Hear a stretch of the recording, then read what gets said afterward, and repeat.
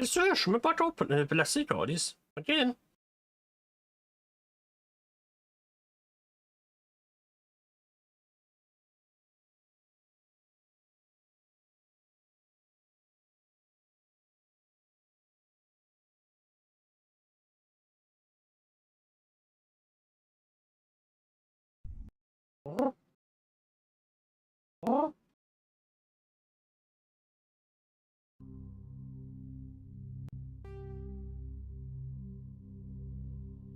On t'allait te coucher sur mon lit, tu choix là? Ah ouais.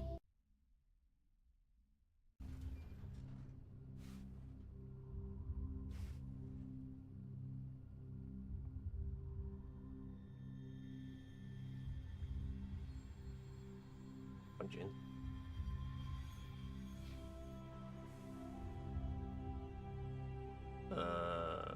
Je sais même pas où aller. Bonne.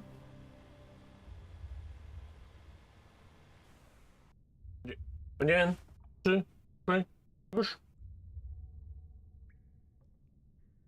Pour jouer, tu me bloques.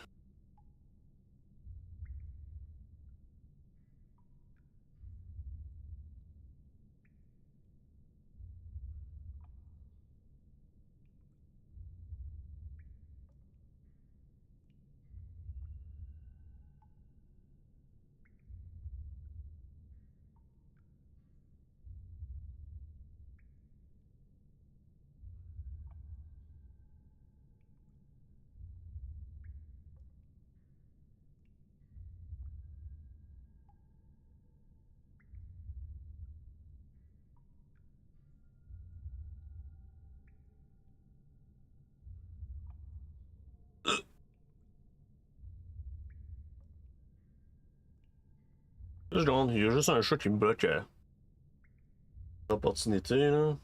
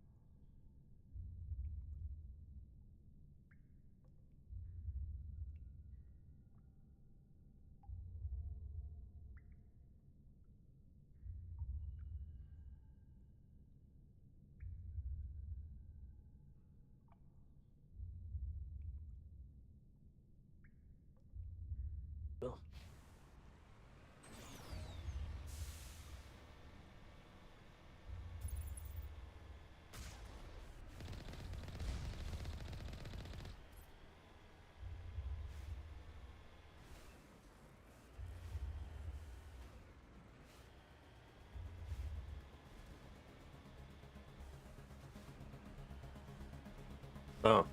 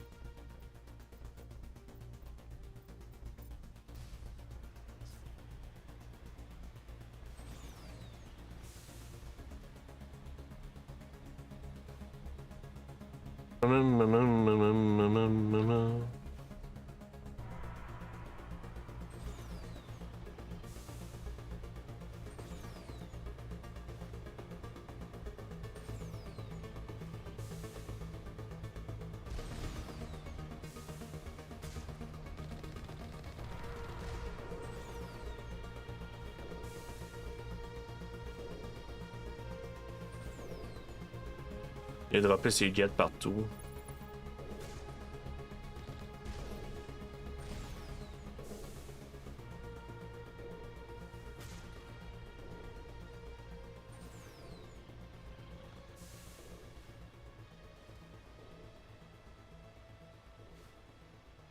Elle a sa fin. There, the conduit. It's incredible. We don't have time to admire the view. We have to get through that relay, and these Geth aren't gonna make it easy on us.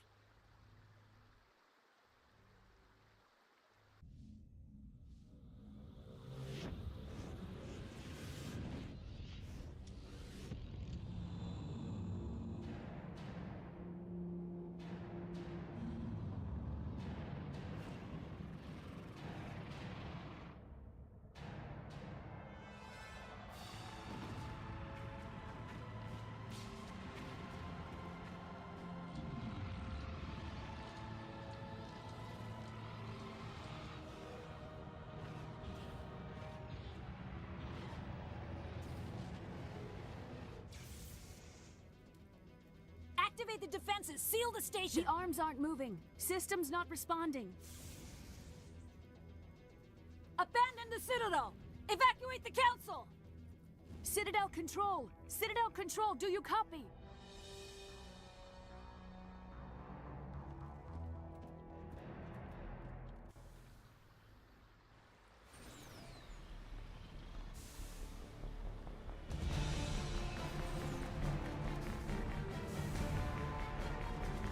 Hang on, things are gonna get a little rough.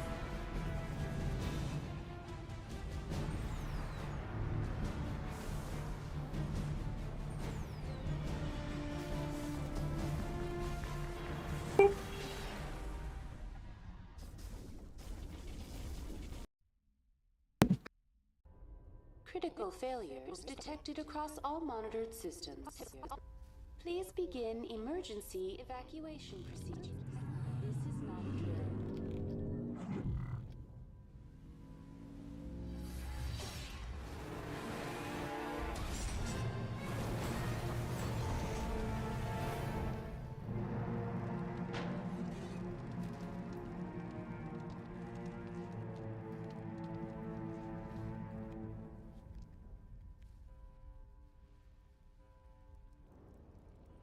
Das Präsidium wird durch schwere Fehlfunktionen auf der ganzen Ebene beeinträchtigt.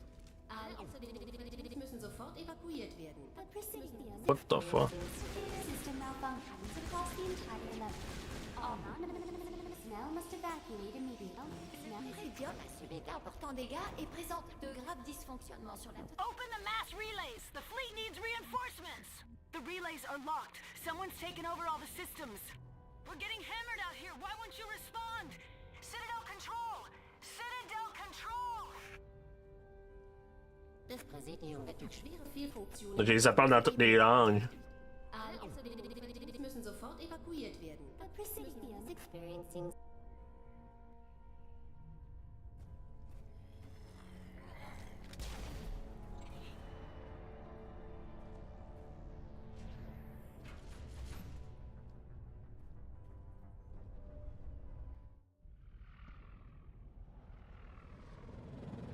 The Citadel's closing. They're sealing the station. Don't let the enemy ships inside the arms.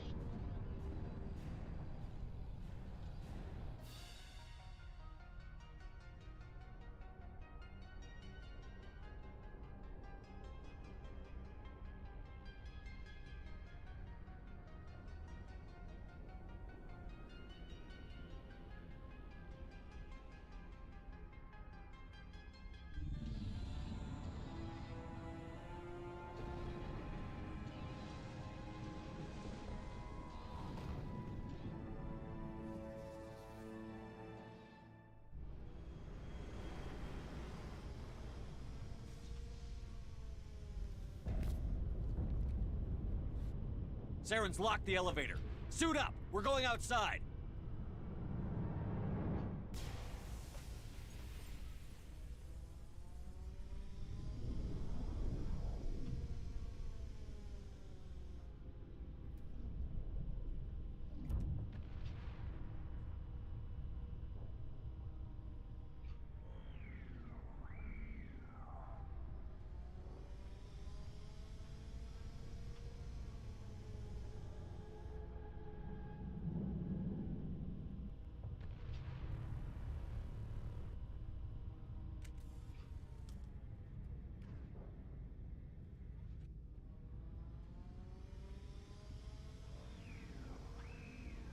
Muito up.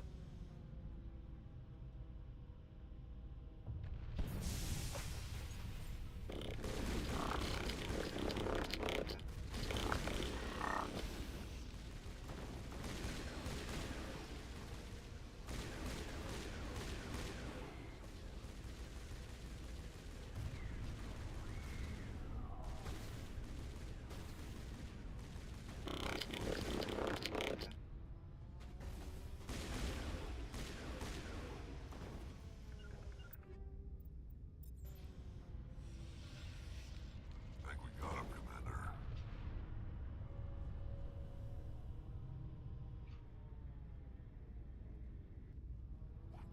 Take cover.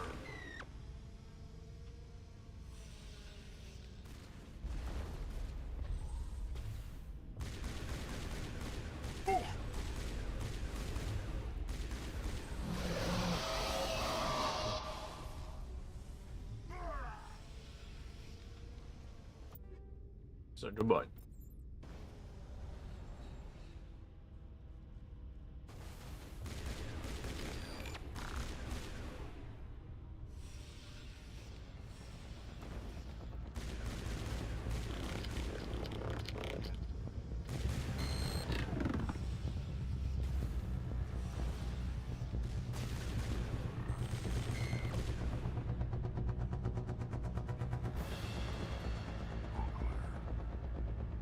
Mama.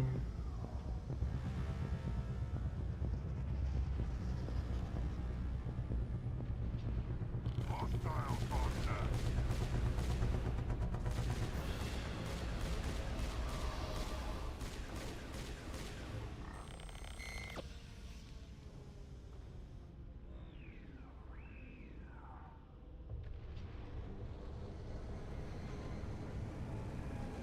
That's the last of them.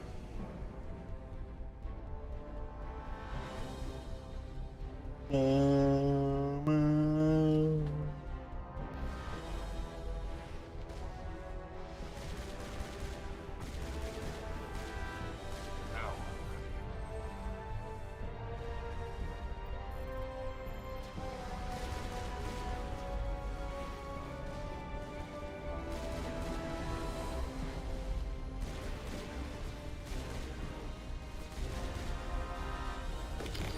Powering up.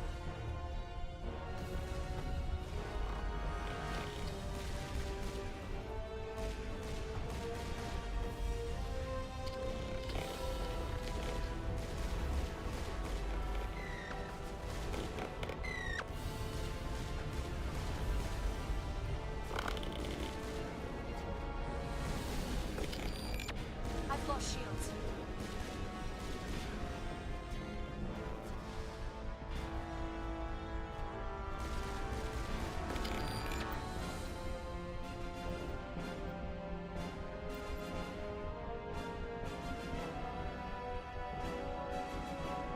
Mama.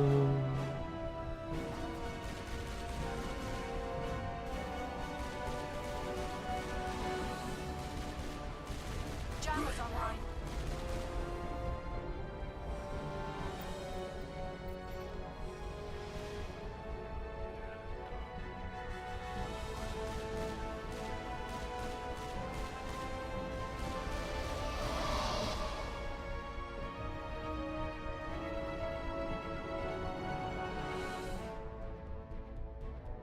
Lost shields.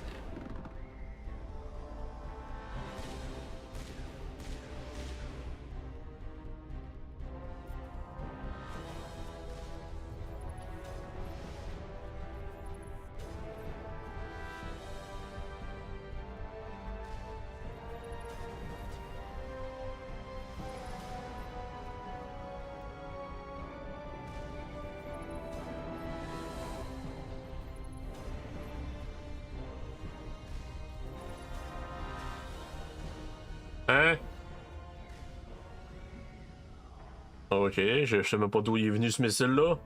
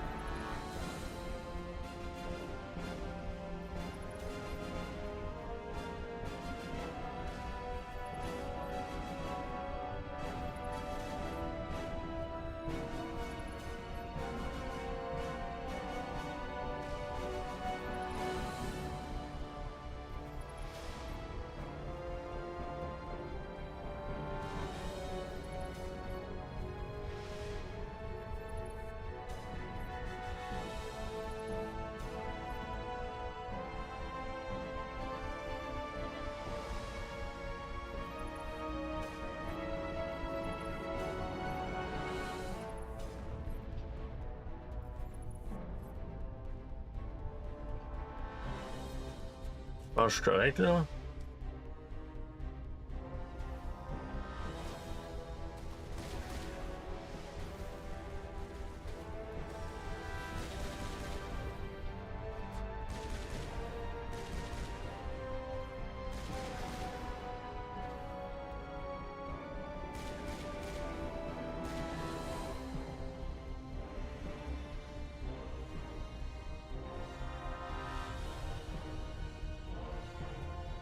On continue.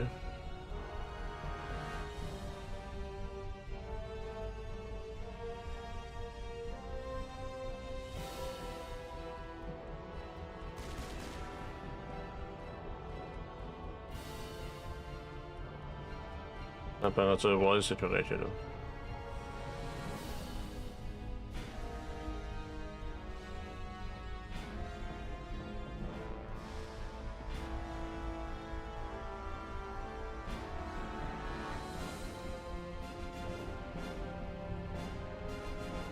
Open.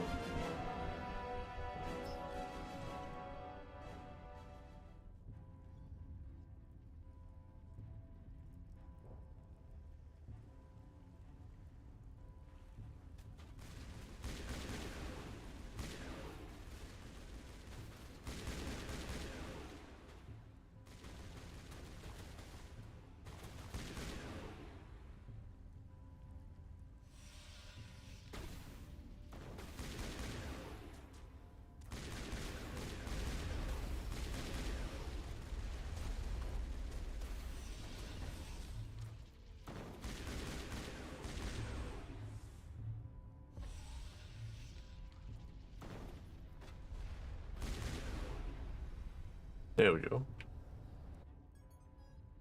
Siren.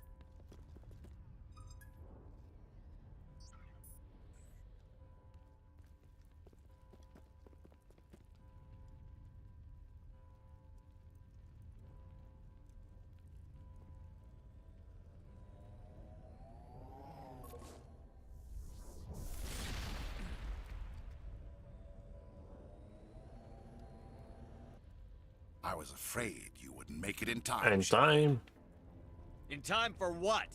The final confrontation. I think we both expected it would end like this. You've lost. You know that, don't you? In a few minutes, Sovereign will have full control of all the Citadel systems. The relay will open. The Reapers will I can't return. stop them. I've still got a few tricks up my sleeve. You survived our encounter on Vermeer, but I've changed since then. Improved. Sovereign has upgraded me. What have you You done? let Sovereign implant you? Are you insane? I suppose I should thank you, Shepard. After Vermeer, I couldn't stop thinking about what you said. About Sovereign manipulating me. About indoctrination. The doubts began to eat away at me. Sovereign sensed my hesitation. I was implanted to strengthen my resolve. Now my doubts are gone. I believe in Sovereign completely. I understand that the Reapers need organics. Join us, and Sovereign will find a place for you. You're indoctrinated. Sovereign's controlling you through your implants. Don't you see that? The relationship is symbiotic. Organic and machine intertwined. A union of flesh and steel. The strengths of both, the weaknesses of neither. I am a vision of the future, Shepard. The evolution of all organic life. This is our destiny.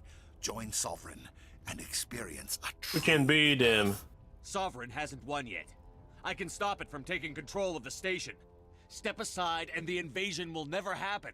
We can't stop it. Not forever. You saw the visions. You saw what happened to the Protheans. The Reapers are too Don't give in to them. Some part of you must still realize this is wrong. You can fight this. Maybe you're right.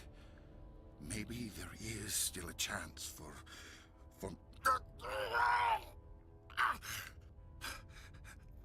The implants. Sovereign is too strong. I'm sorry. It is too late. That's for not me. true. It's not over yet. You can still redeem yourself. Goodbye, Shepard. Thank you.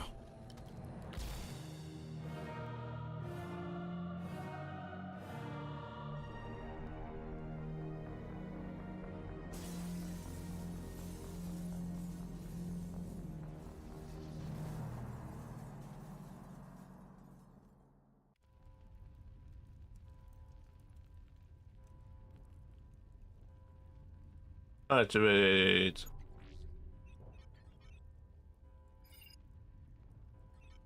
Vigil's data file worked. I've got control of all systems.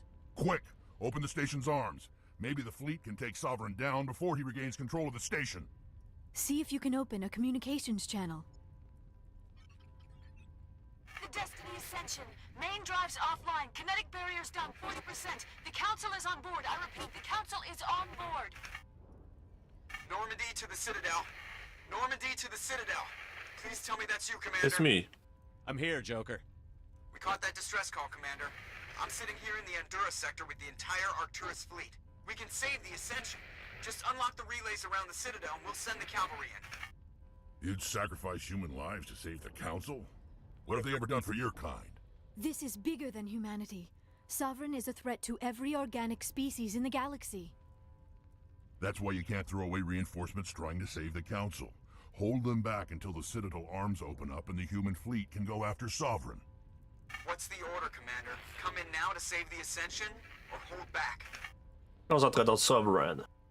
Wait until those arms open, Joker. We need all our ships focusing on Sovereign, even if it means sacrificing the Council. A sacrifice for the greater good. I only pray it is not made in vain. All Alliance ships, hold formation. Wait for a shot at Sovereign. Nothing else matters. I repeat, nothing else matters.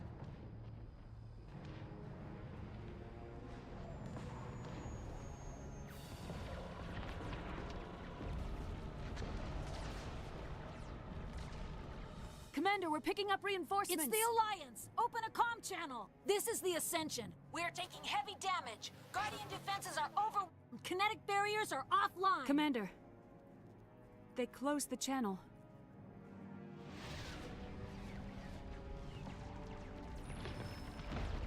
Bye.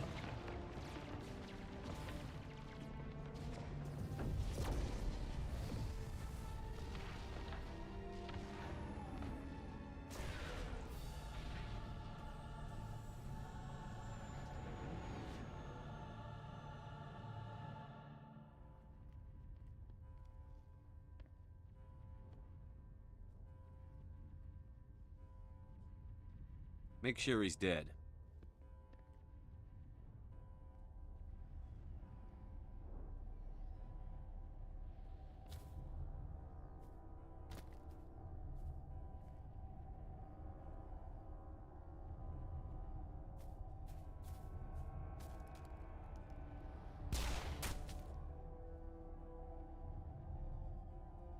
Là, c'est 100% sûr qu'il est dead, hein? He's dead.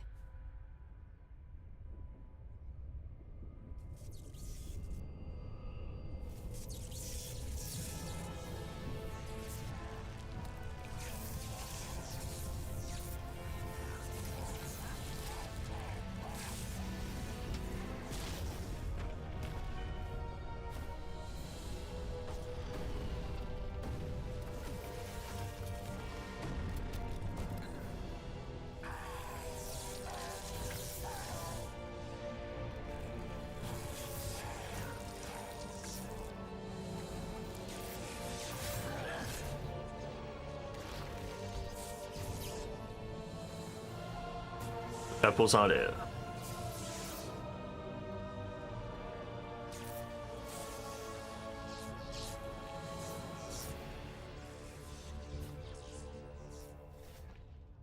I am sovereign, and this station is mine.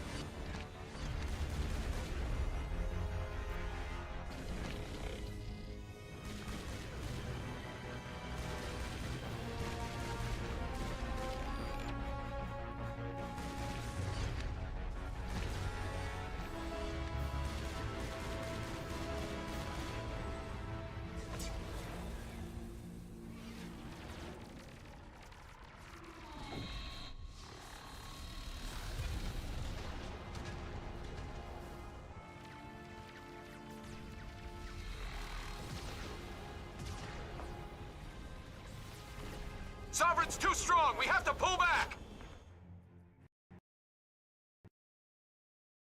Ah, je viens de se planter, pour de vrai.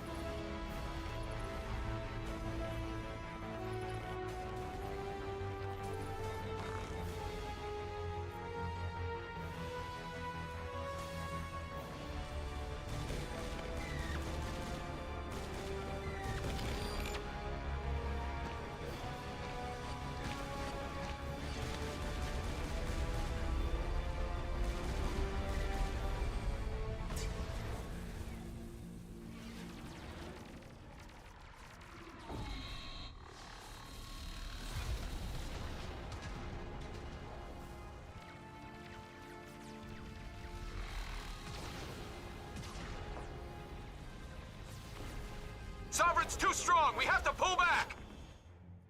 Negative. This is our only chance. Take that monster down no matter what the cost.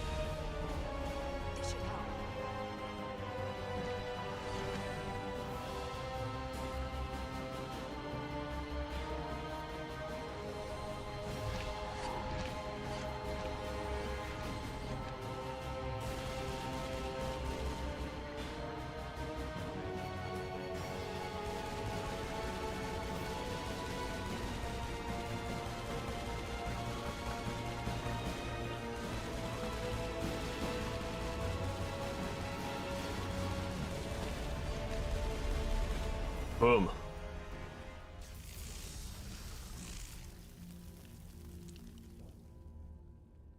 La souveraine va fuck parce qu'il était linké avec lui.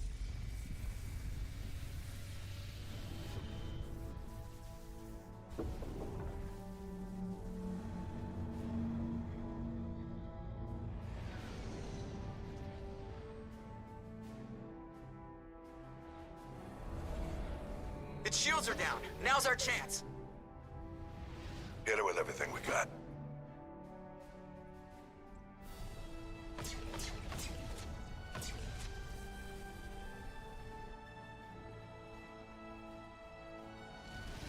Hard on my flank. We're going in.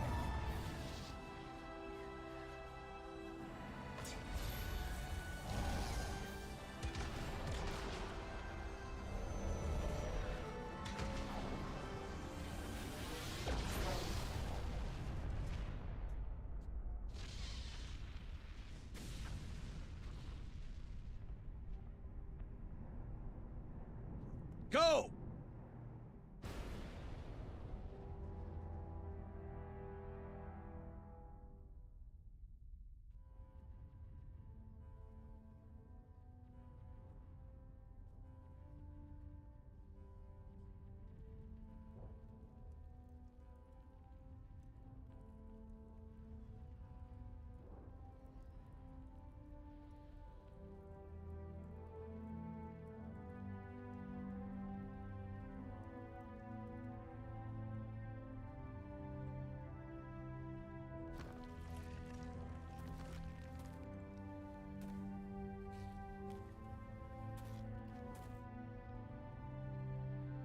Captain Anderson, we found them! They're in here! Take it easy. It's over. You're safe now. Where's the commander?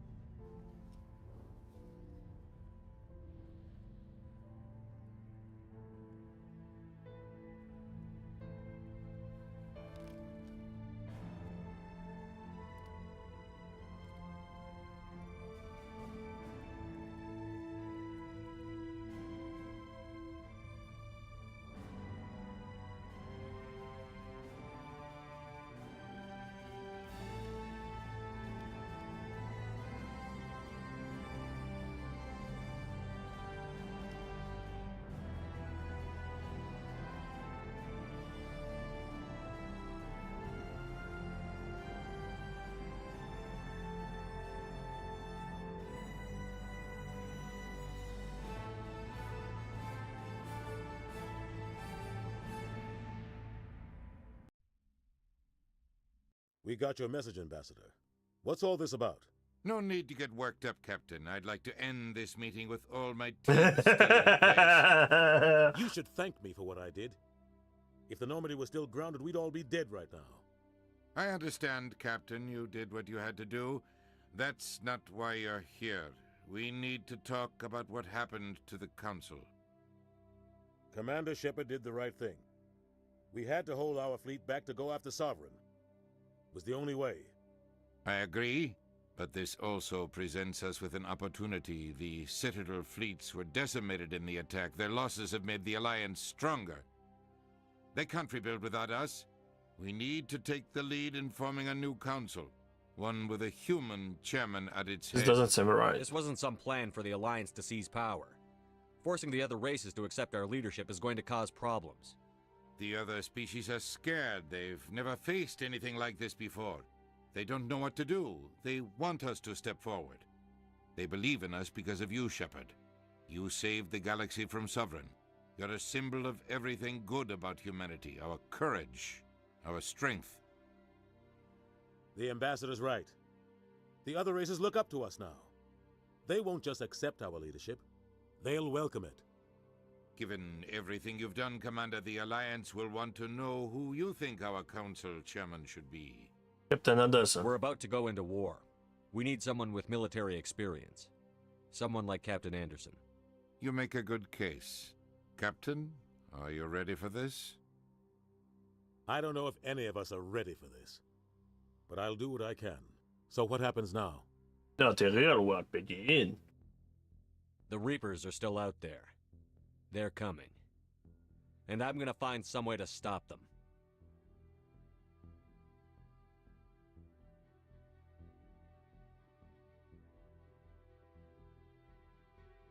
Shepard's right. We're headed for war with the Reapers. If we lose, it's the end of all life as we know it. We have to show the rest of the galaxy what it takes to survive. With the support of the other races, we can win this battle. With them behind us, we can stand against the Reapers' return and drive them back into dark space.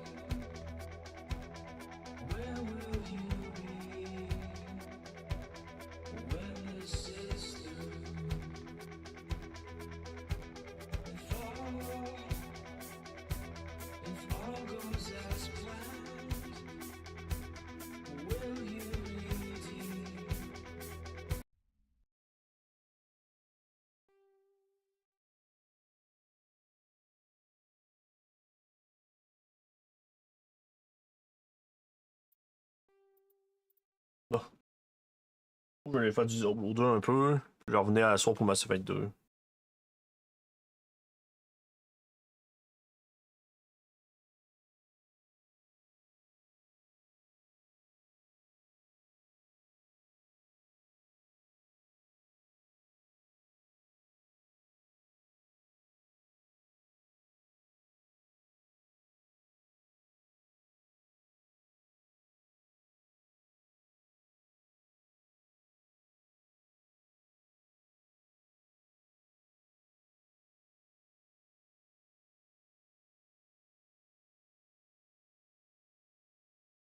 Il s'appelle le.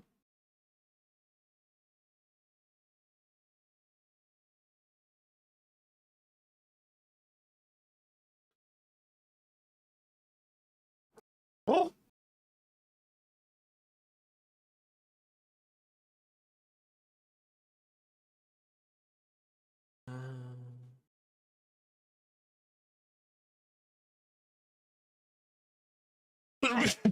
Voyons, tabarnak! Non, ben.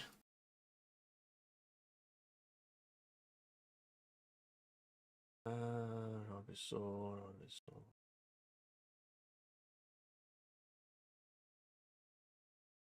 Right, dead. D2. Ouais, D2. R. Remodded.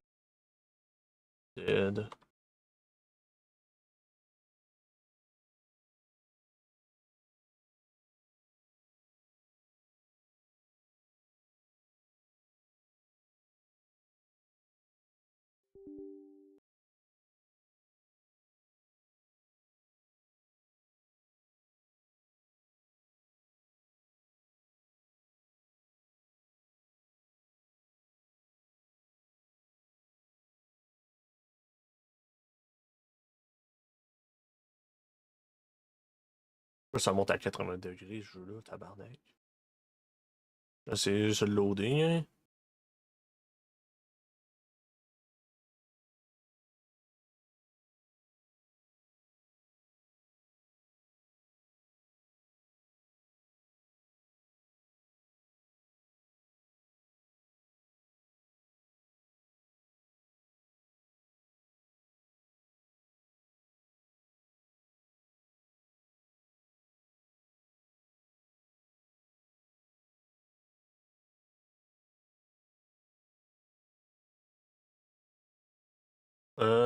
Deux secondes. Vous aurez peut-être, vous avez tout. J'ai besoin de m'amuser.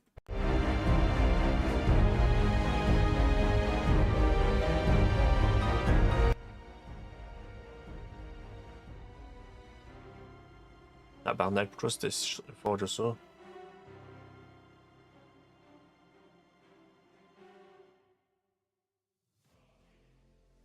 Là, j'entends plus rien. The fuck?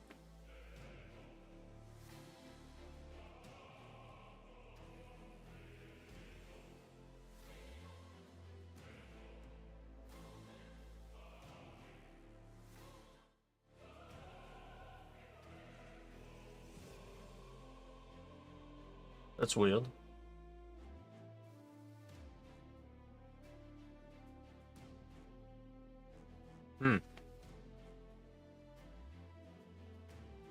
Je pense qu'il y a une setting qui me l'a chié.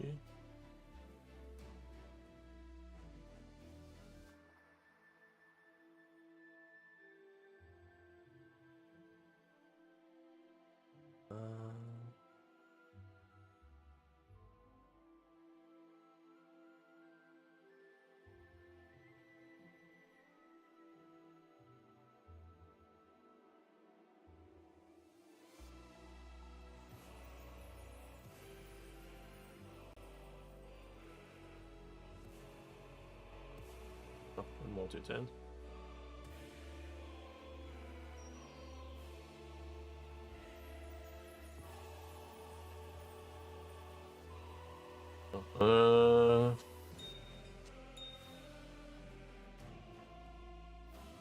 Ben, il y a 3000, ok. J'ai-tu autre chose à faire? Non.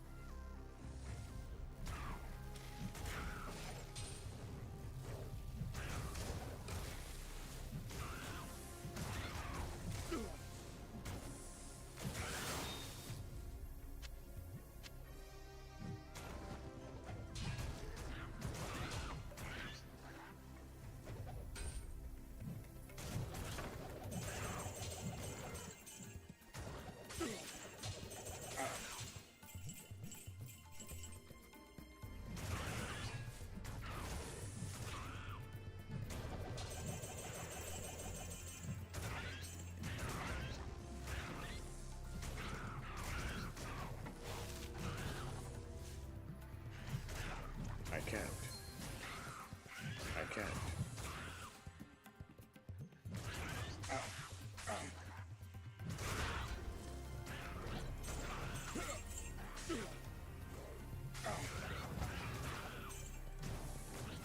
Le battle c'est genre, yep.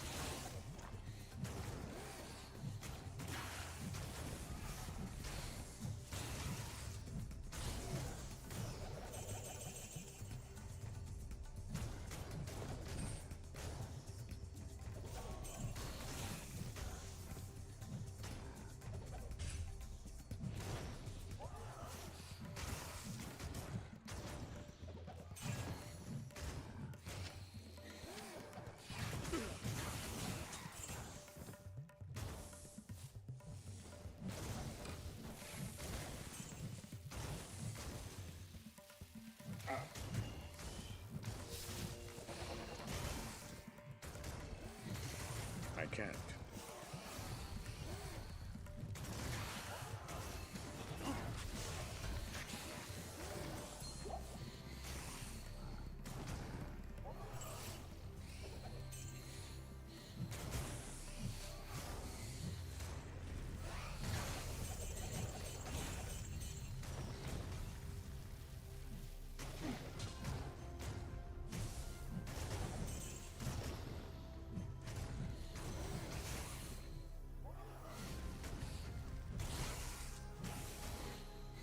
I can't.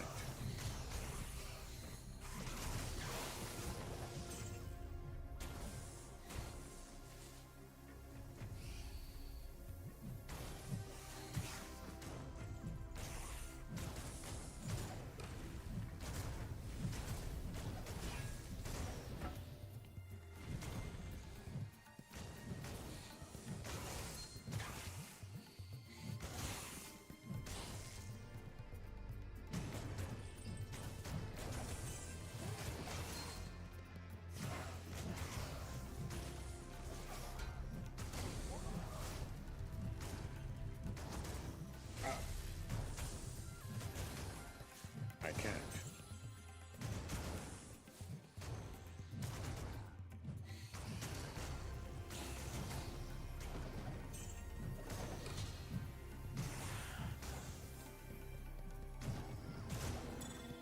Impossible. Non, t'es où, ils jouent out, Charlies?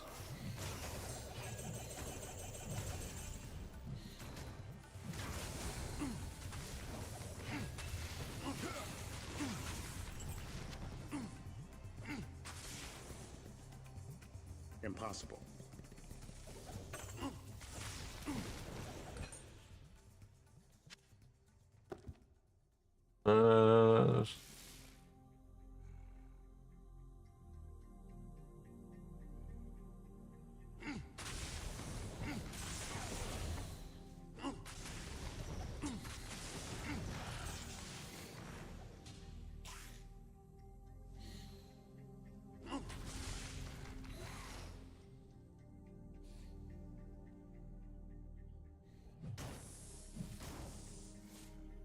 I can't.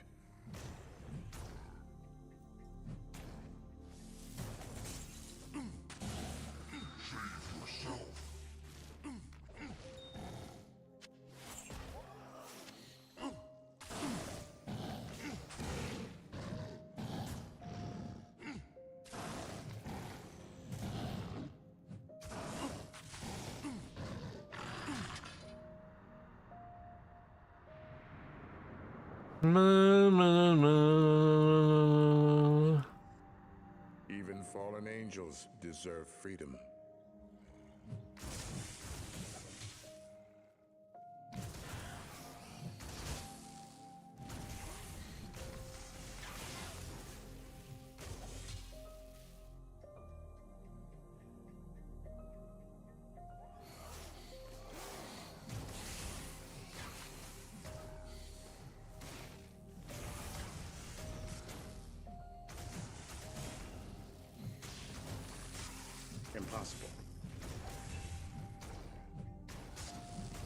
Impossible. I can't. I can't.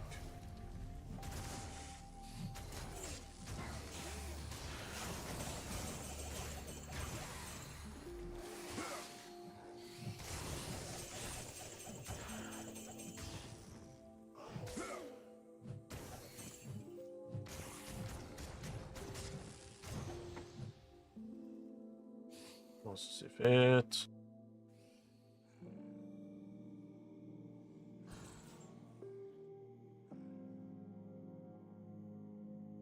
Impossible. I can't.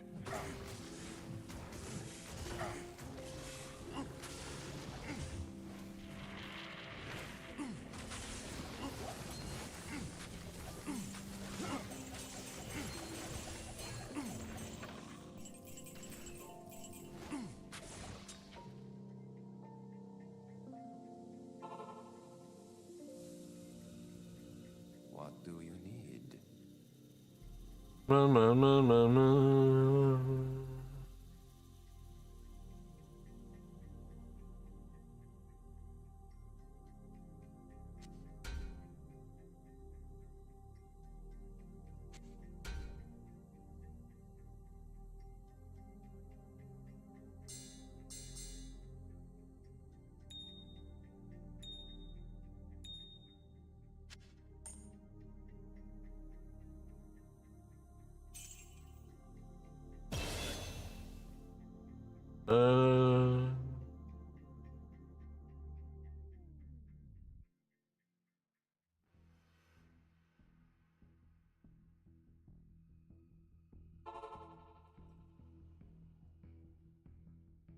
Na, na, na, na.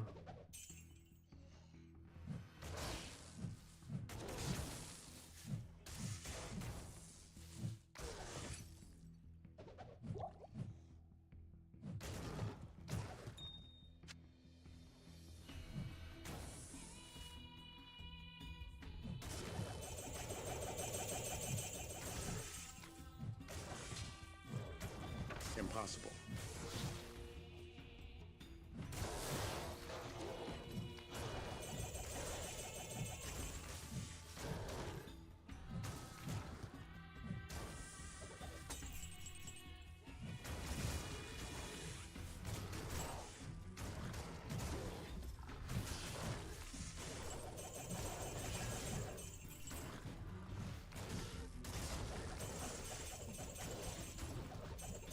Et ça fuck en tabarnache, mais c'est.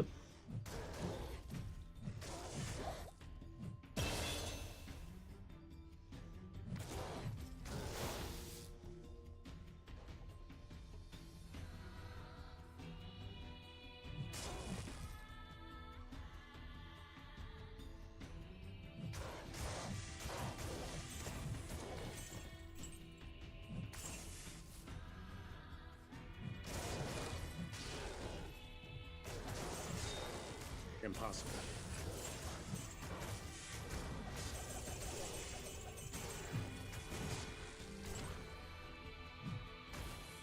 Na, na.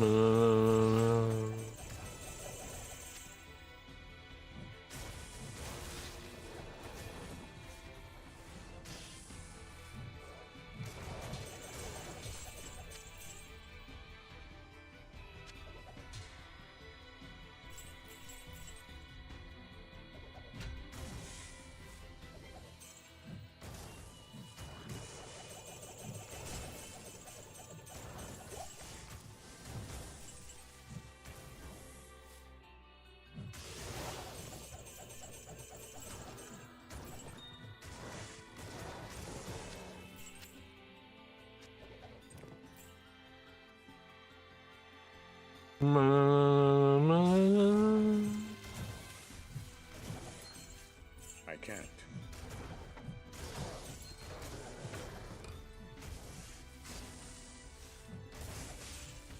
Impossible. I can't.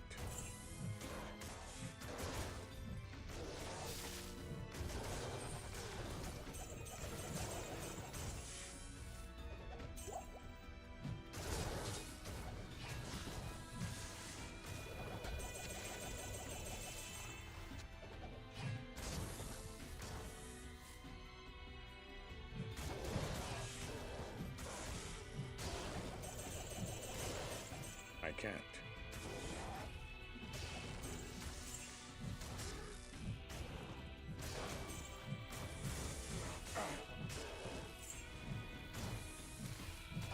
I can't.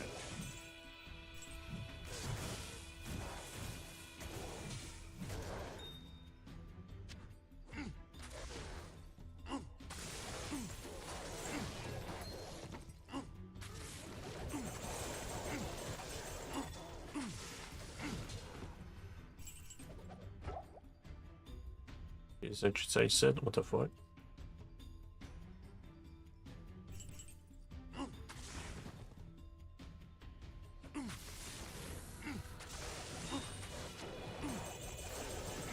I can't.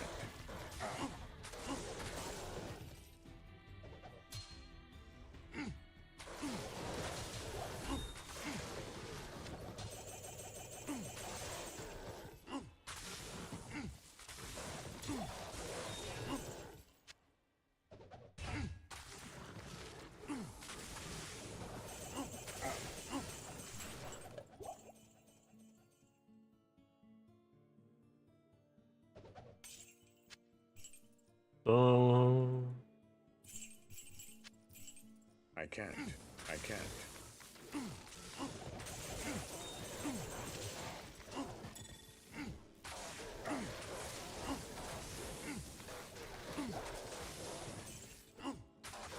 Your soul shall fuel the hell.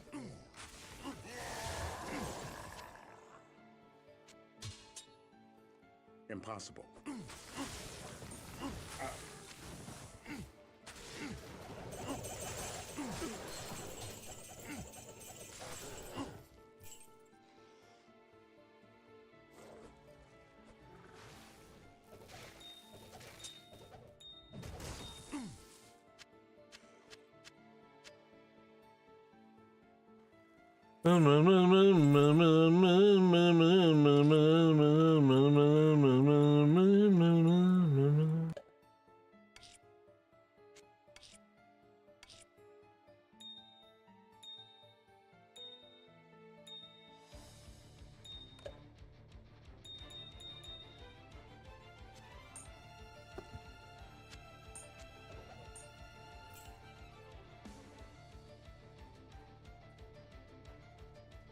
Oh.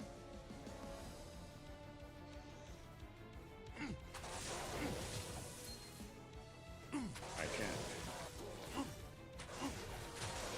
I can't.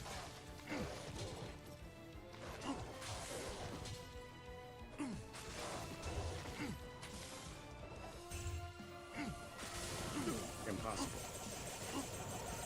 Impossible. I can't.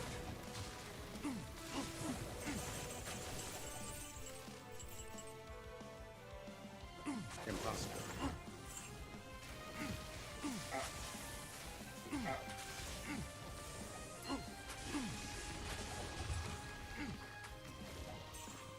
Impossible.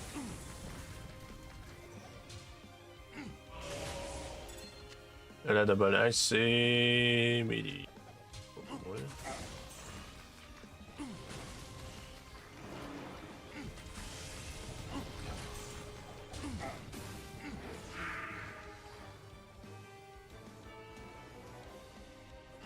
Impossible.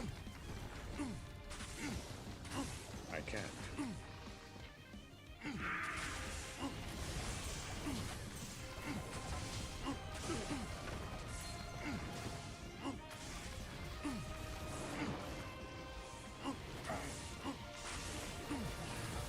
Impossible.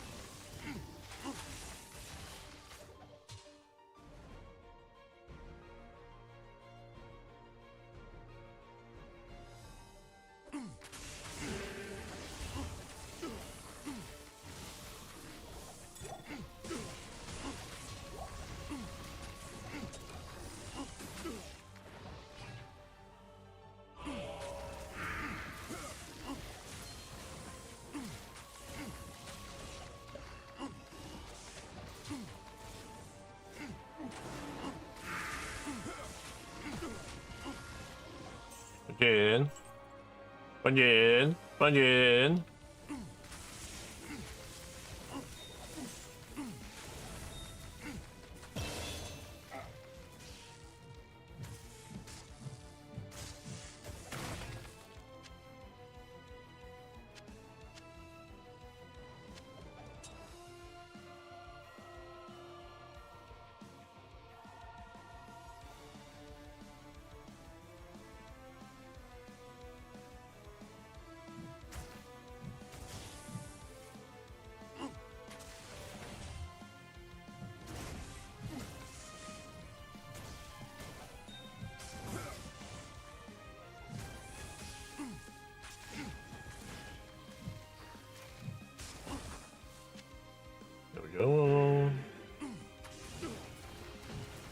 Alors pourquoi il y a le jeu bug, calice?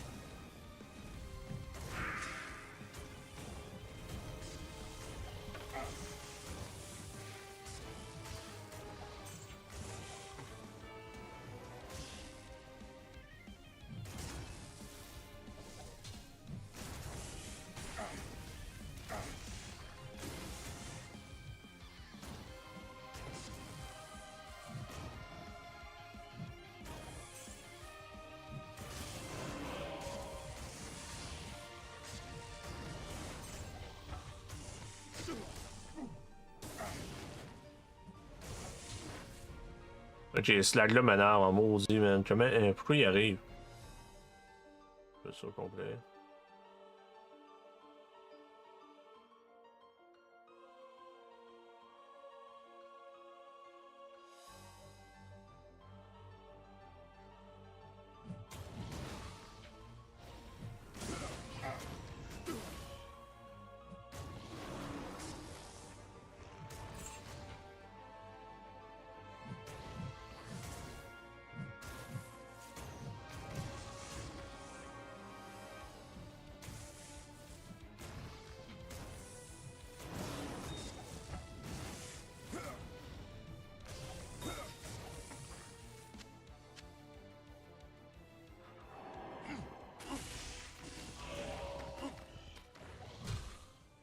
C'est beau. Hors résistance d'être distrait d'un tabarnak, c'est bon ça? C'est un beau touet. 20 seulement.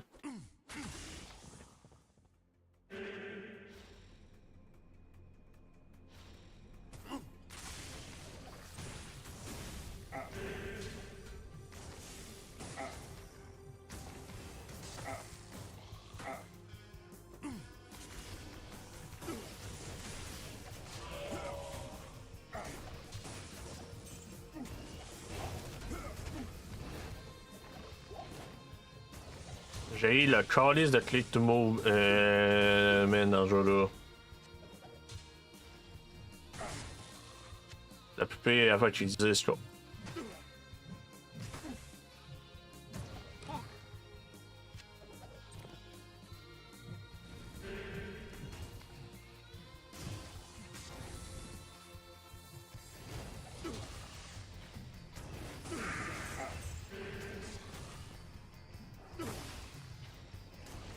Ok, comme là, que je viens de laguer ben raide.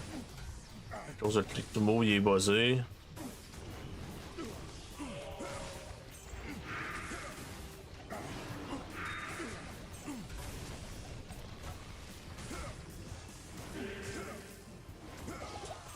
Ok, les potions marchent pas, ça va bien.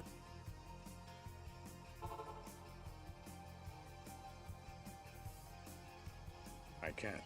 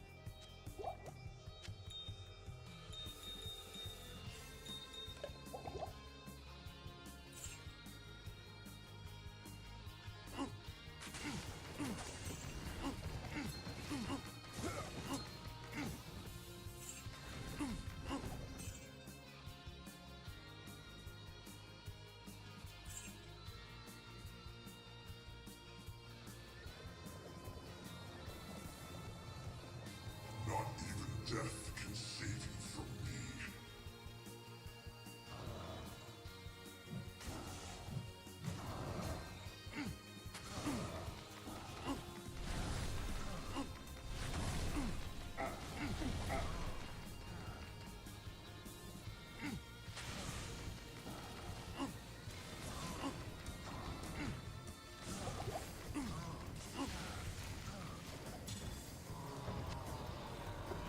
Eternal suffering would be too brief for you, Diablo.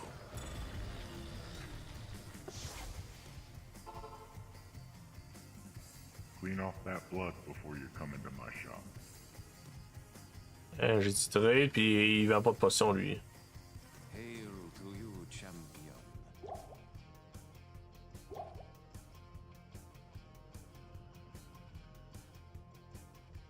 Gun up.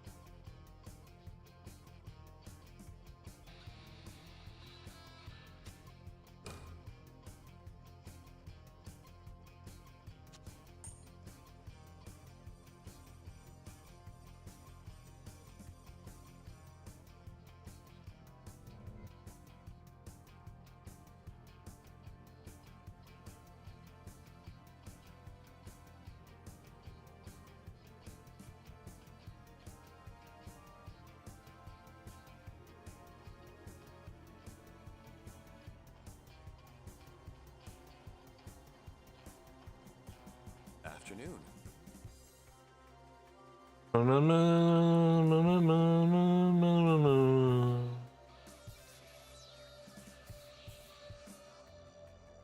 You have... Hello.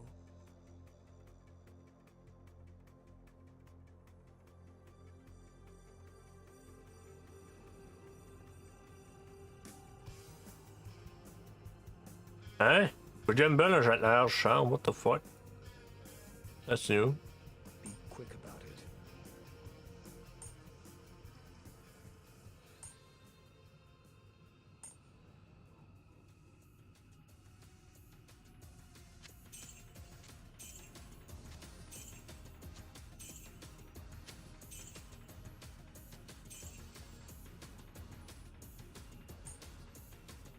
Ok, pas ça, être recovered, c'est bon ça.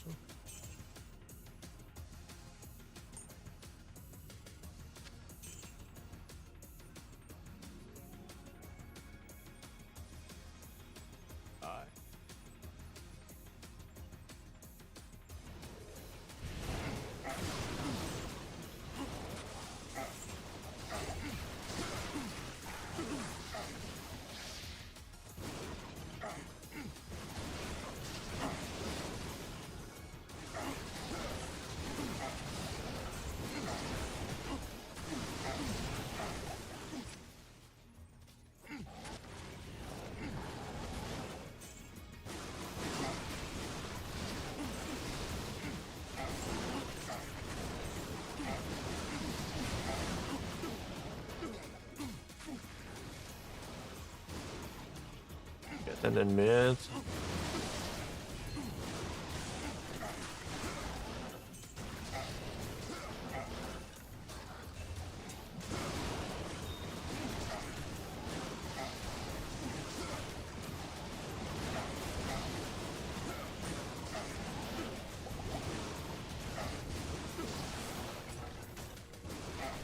Voilà, le seul problème c'est que ça drop 0 potion, Claudius.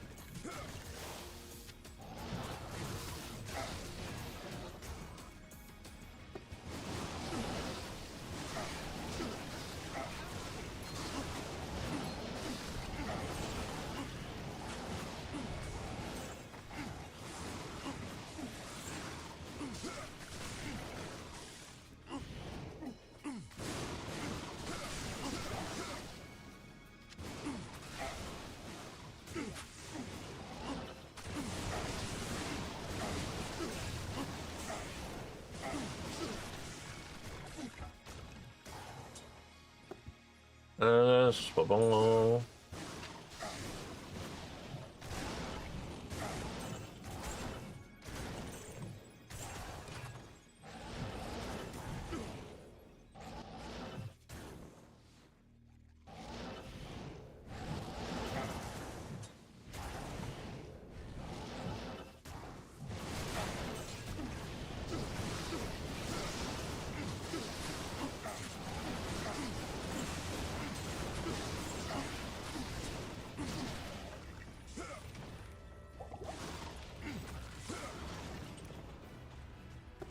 Okay, go put.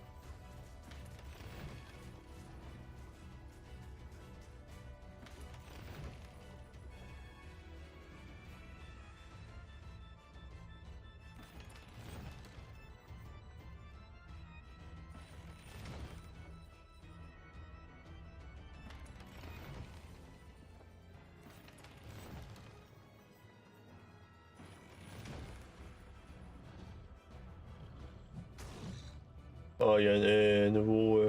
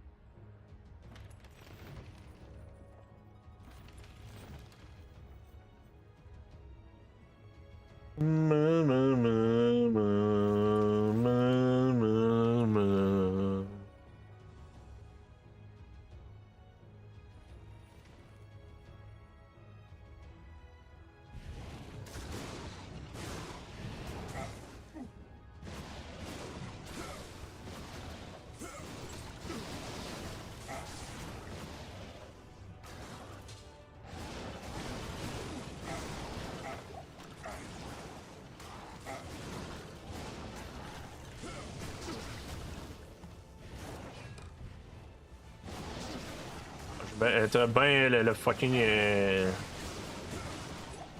to move, c'est un autre piton, man.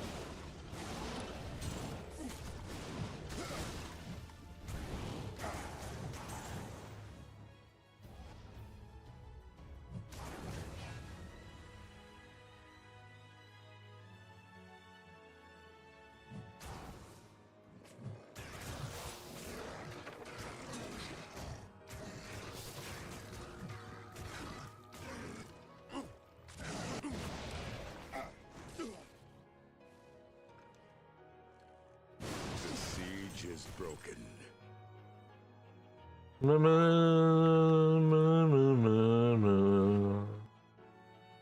Attends, je l'ai là. Sit.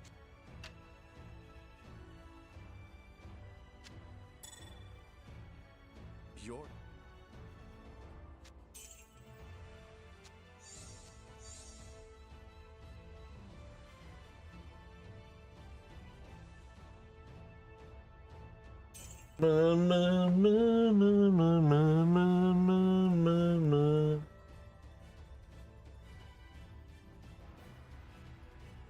All those dollars.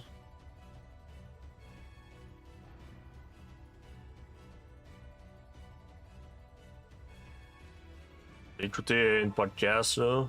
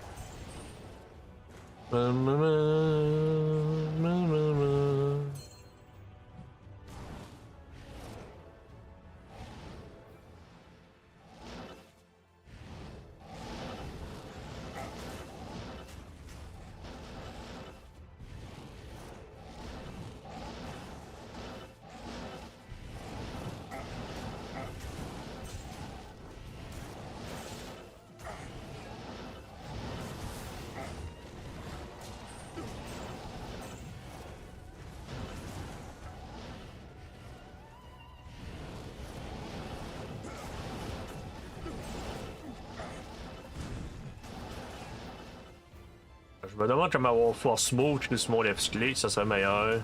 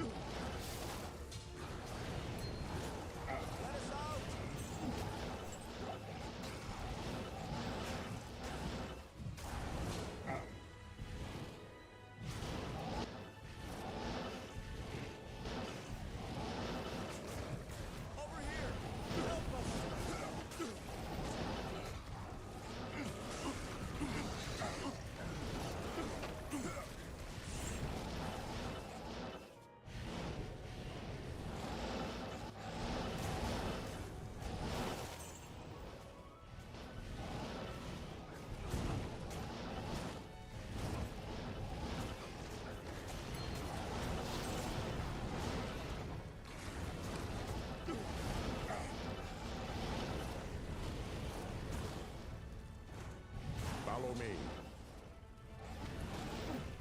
C'est fait.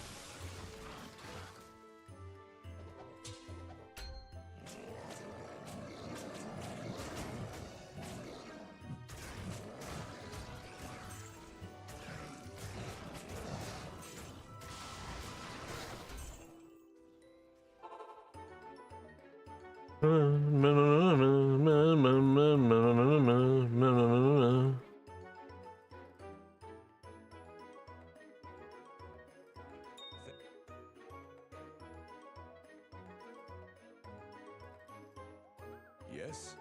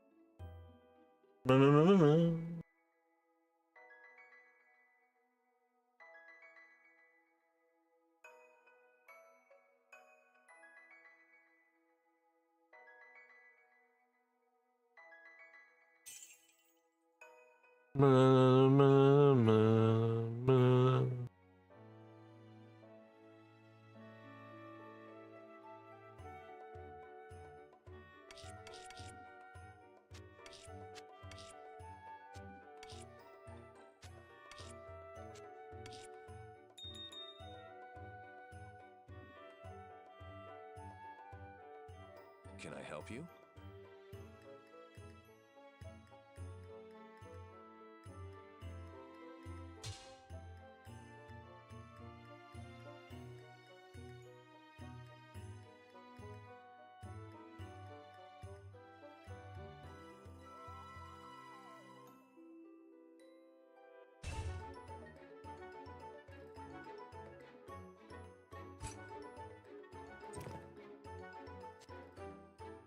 put that to good use.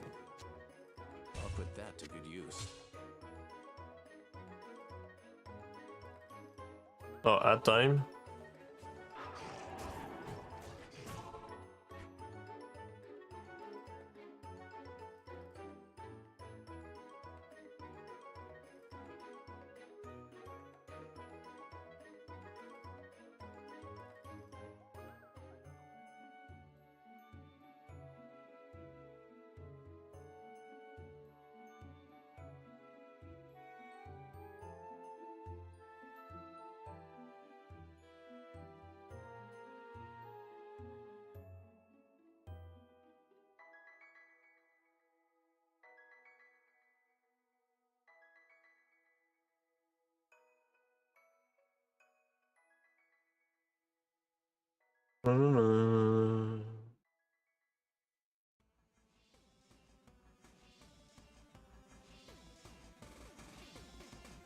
Et power. Blood. Moi, c'est Blood.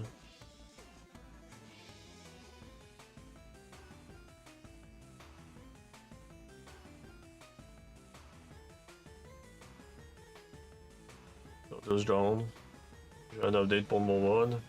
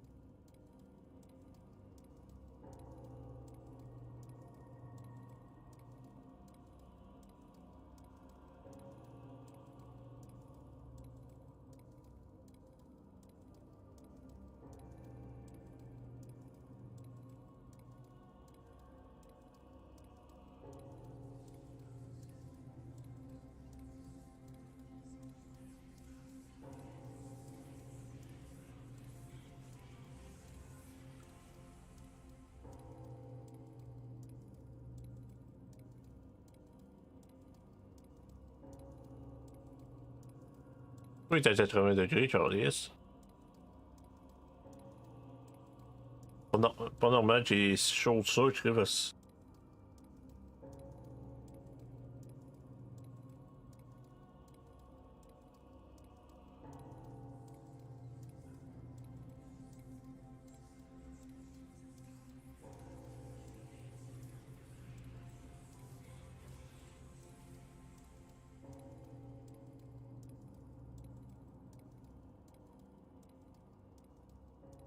Afternoon.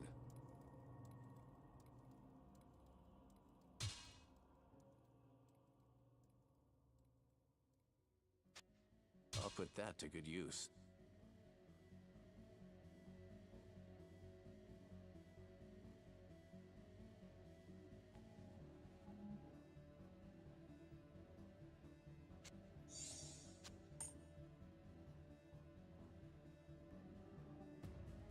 C'est Nef, je veux dire.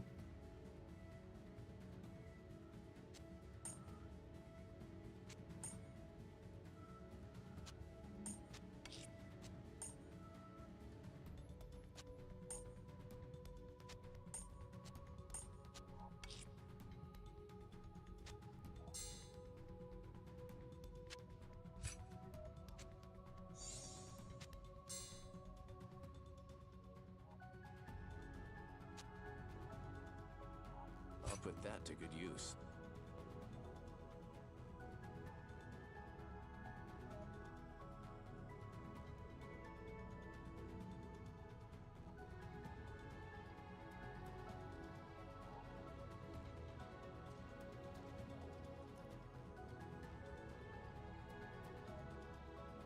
Or pour la weapon et rubis.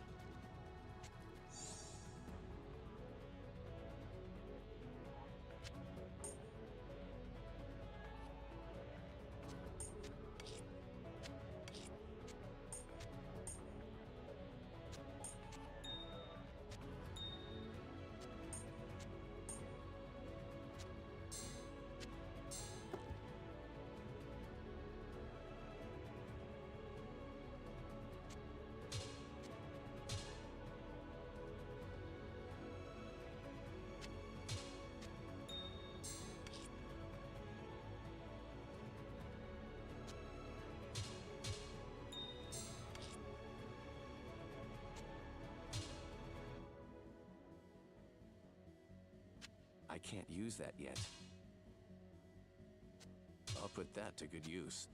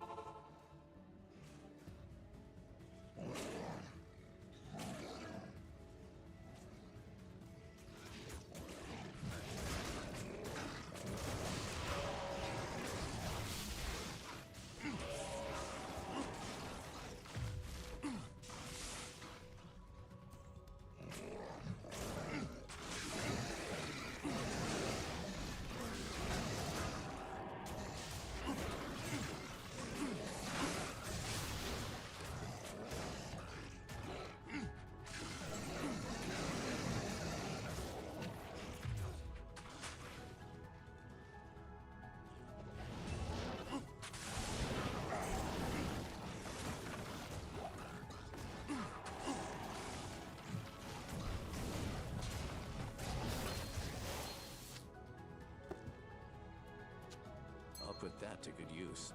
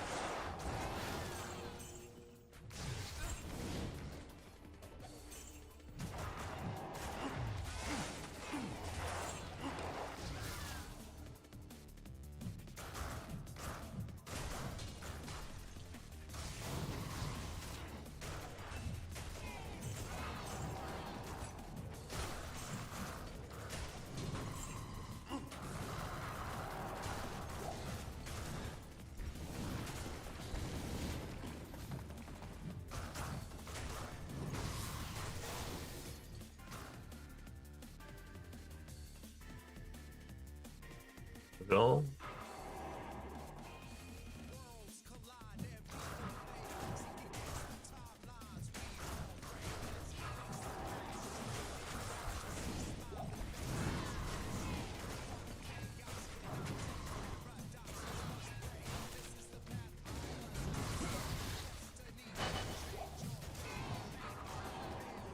I'll put that to good use.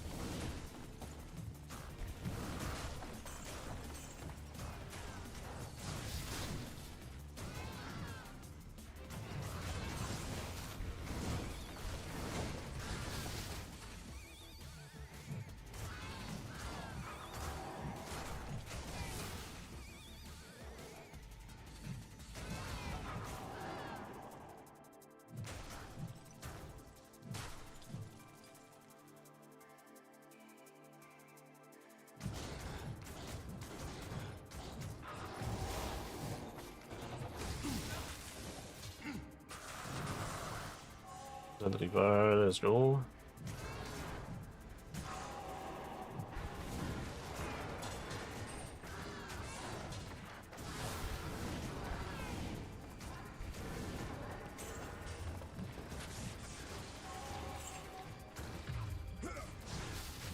What?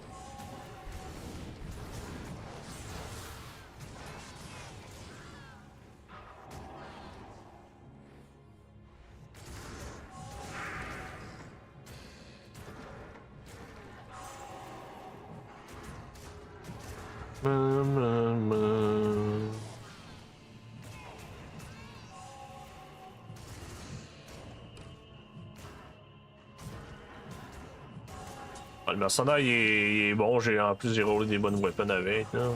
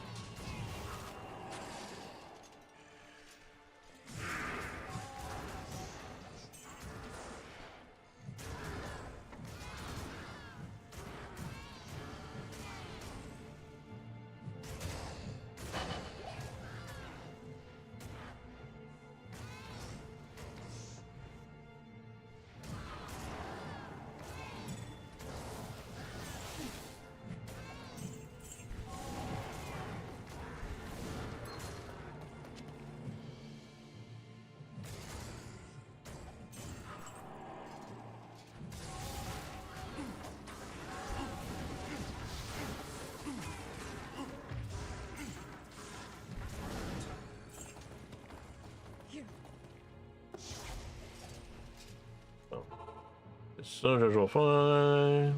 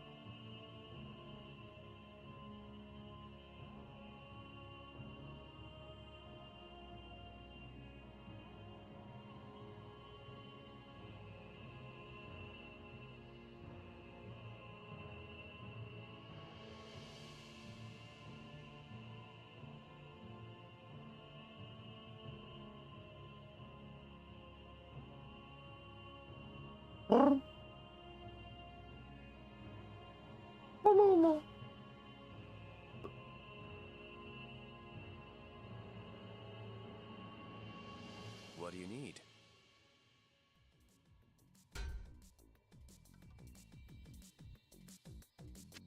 I'll put that to good use. Hello.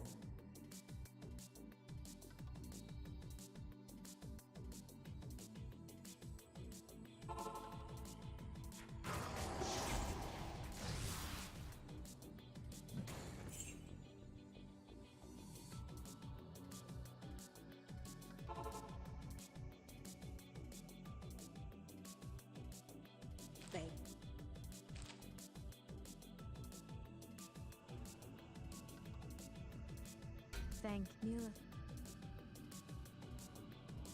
Looking for an upgrade? Maybe I can help.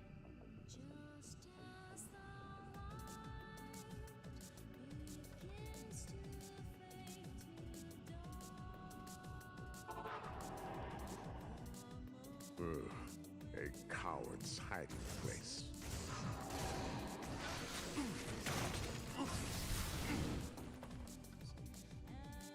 Ah. Sous la traîtreuse.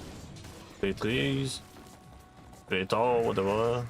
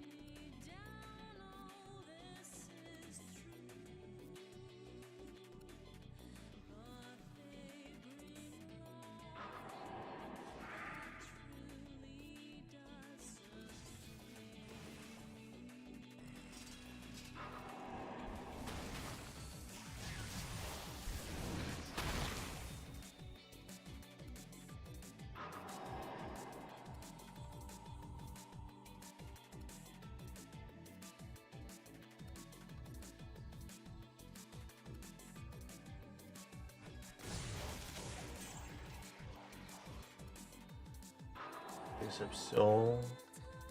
Ah, c'est déception.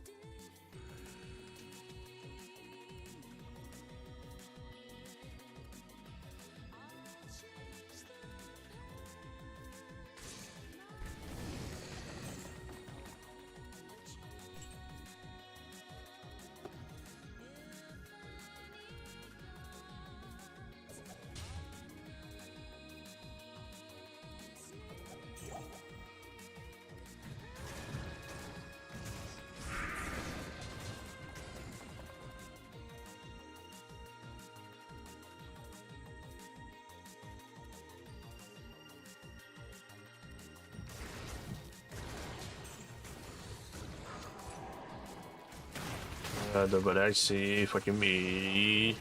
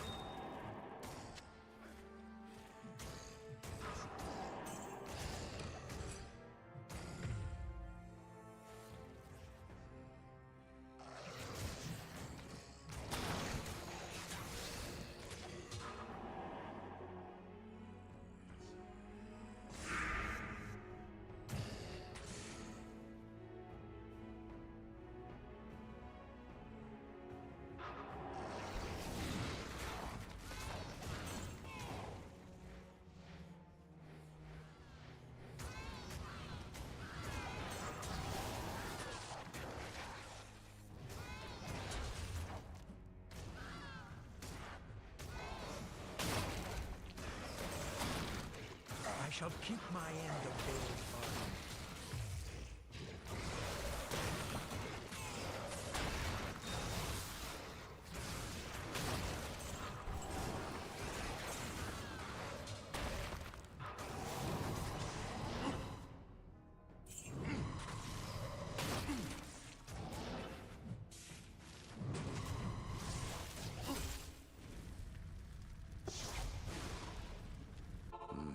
A fitting death for a traitor. There we go.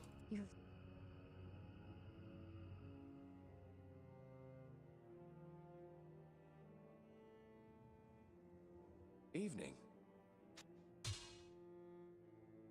Ah, c'est 4.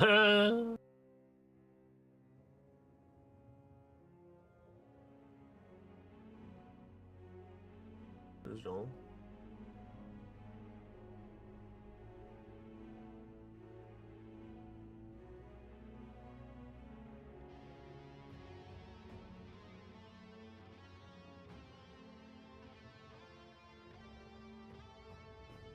C'est H, non.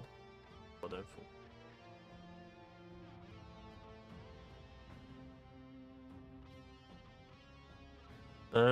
Joueur d'échange apparu usine GM derroté.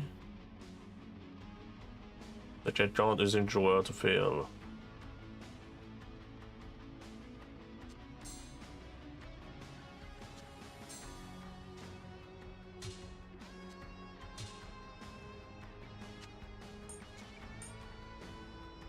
Handshare.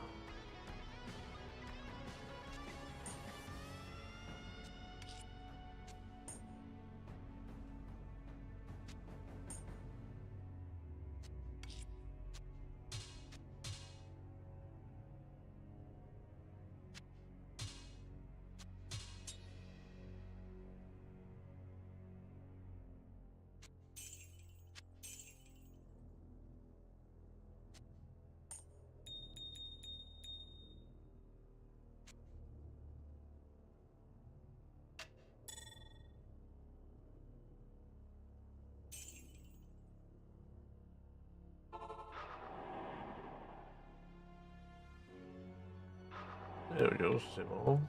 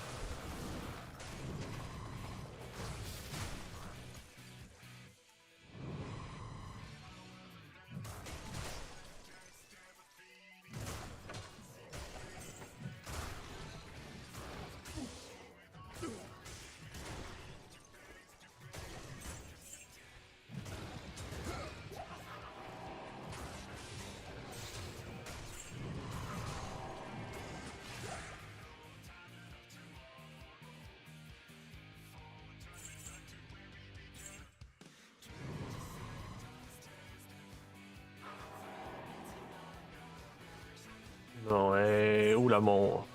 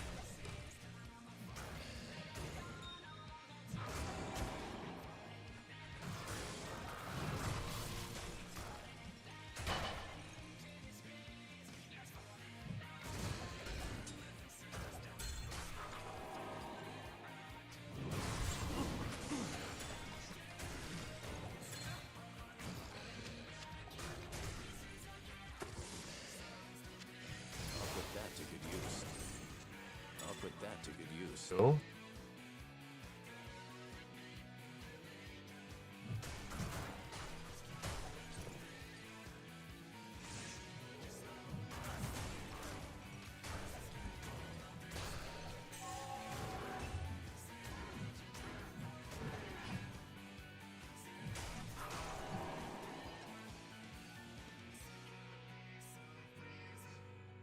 Troisième toundra de voilà.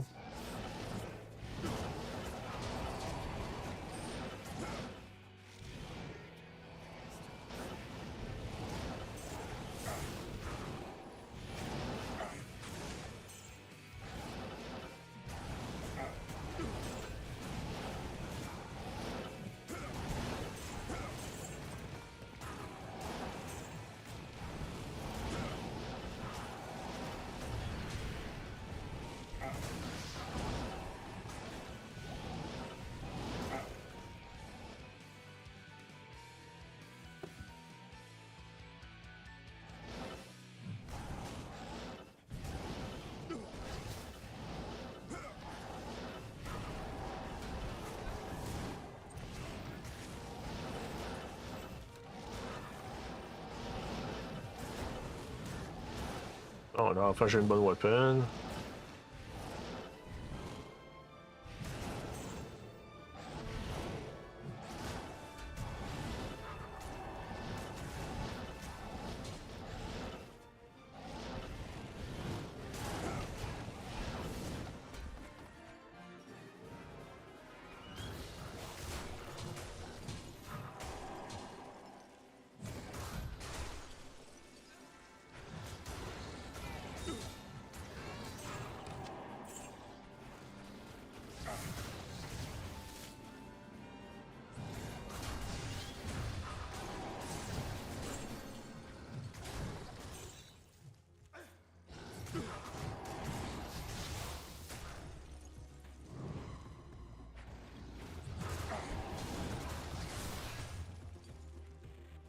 Et OP, c'est pour ça que je voulais.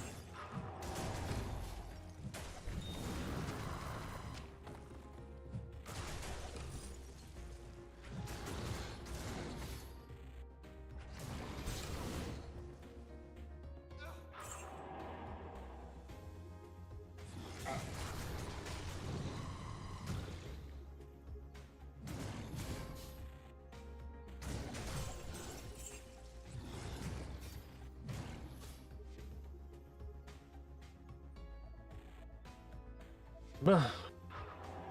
Bah, ça est... Guardians of Mount Ar-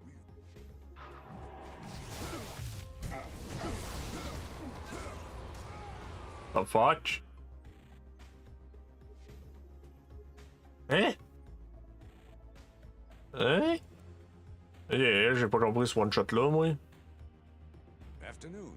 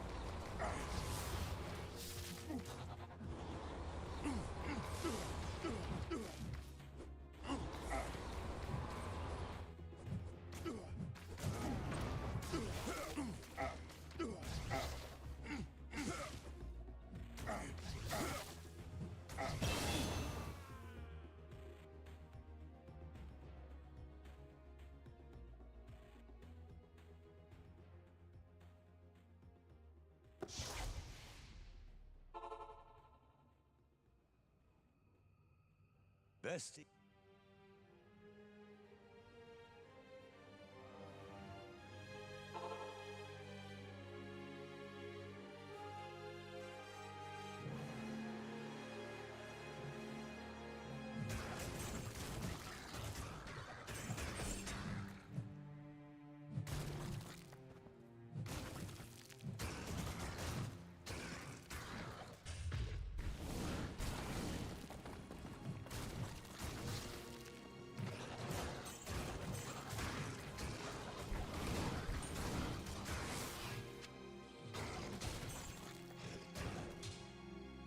Nice, c'est bon.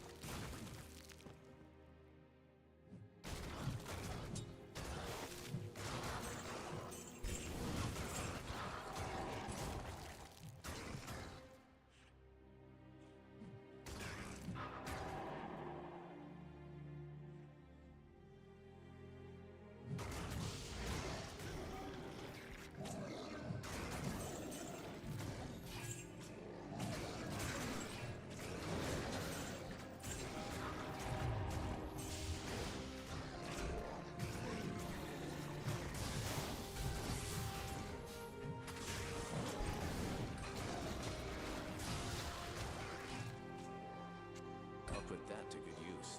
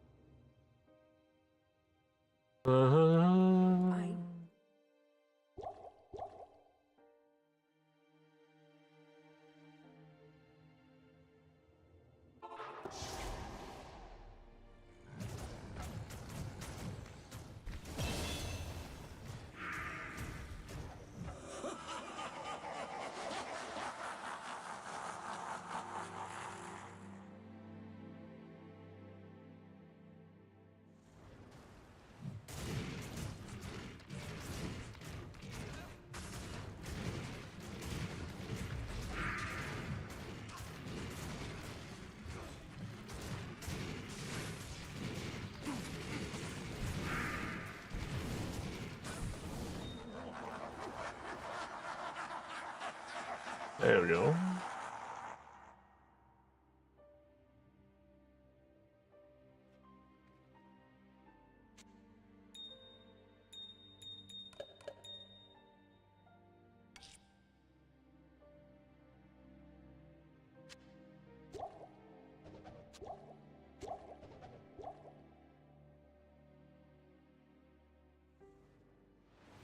The halls of the ancients.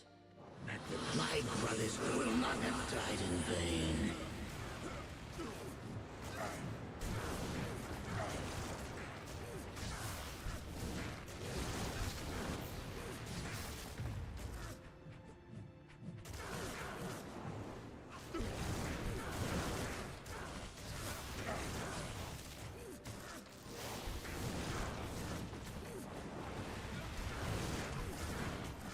C'est ma mana crif.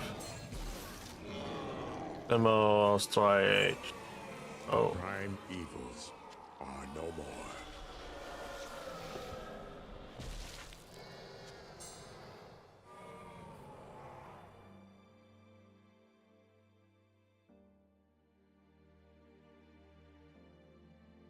Hello.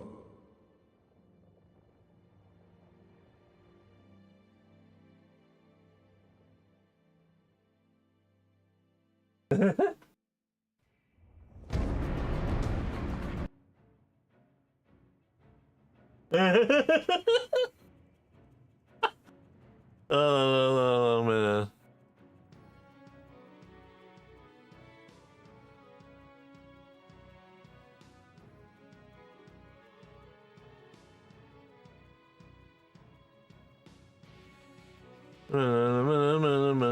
Look to between unique and set call and new bag. Cover call instead of sand.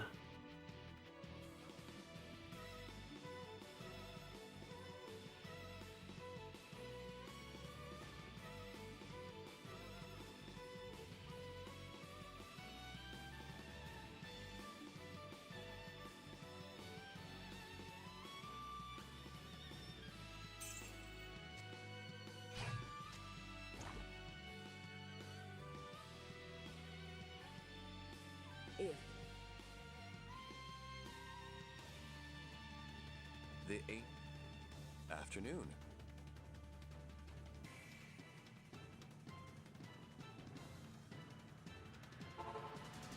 Ah, attends, ici on le voit. Cathédrale, catacombe, sépulture.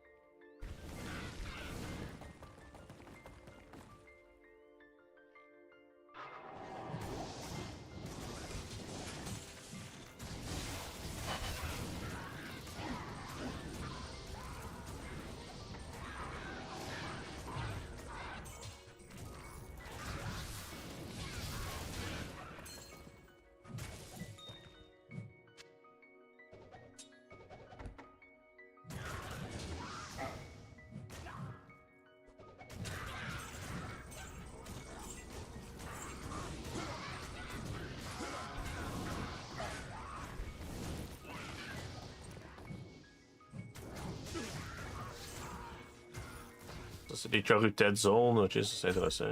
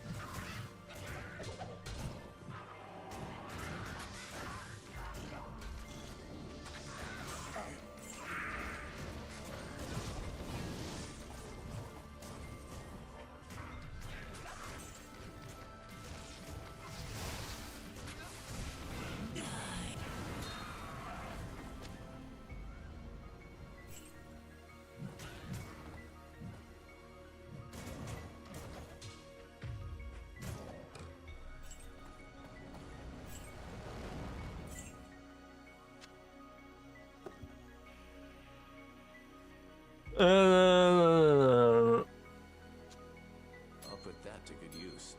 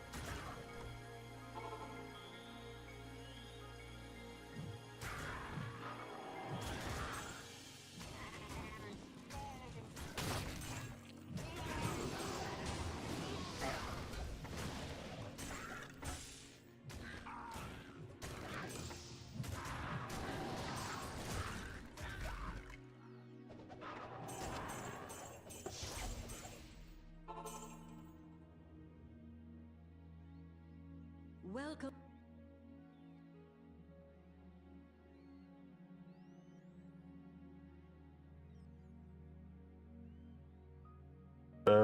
Ok, pourtant c'est SWAT-like.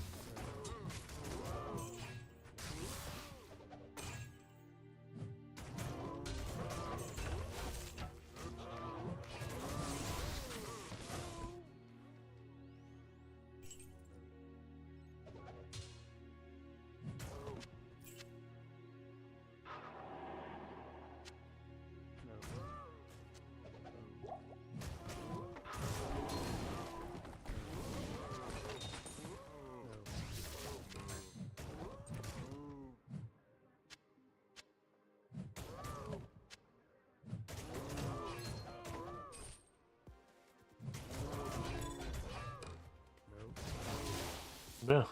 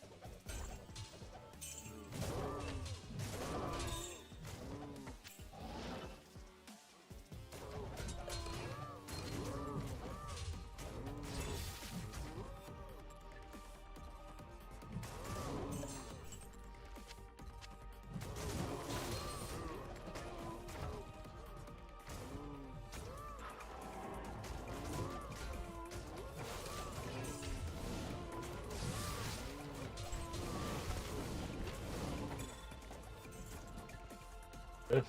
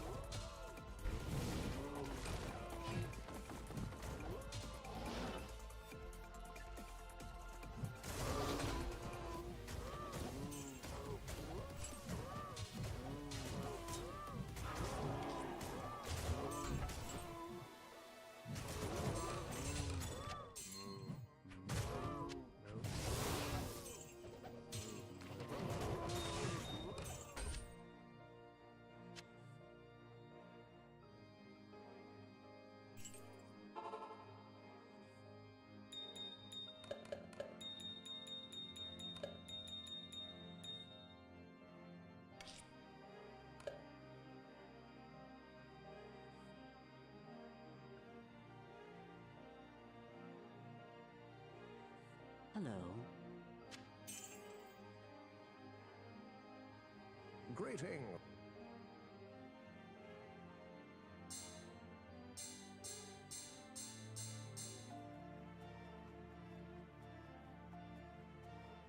Bon, 2 secondes.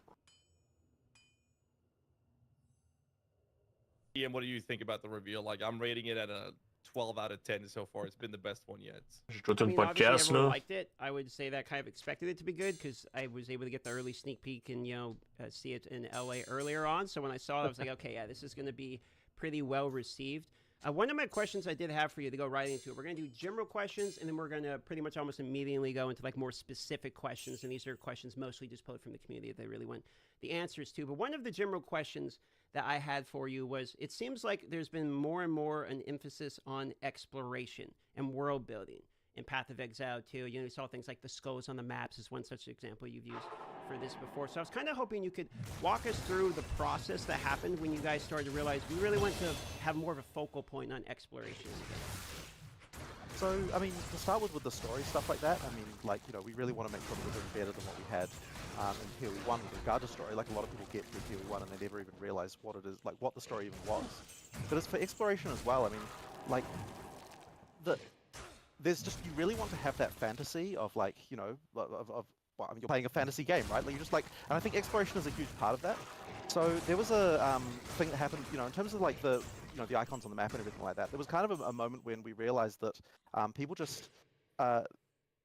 people actually didn't realize how much content there was in the game. Like, there was a situation where, like, people would like walk past things, they wouldn't know that maps contain stuff.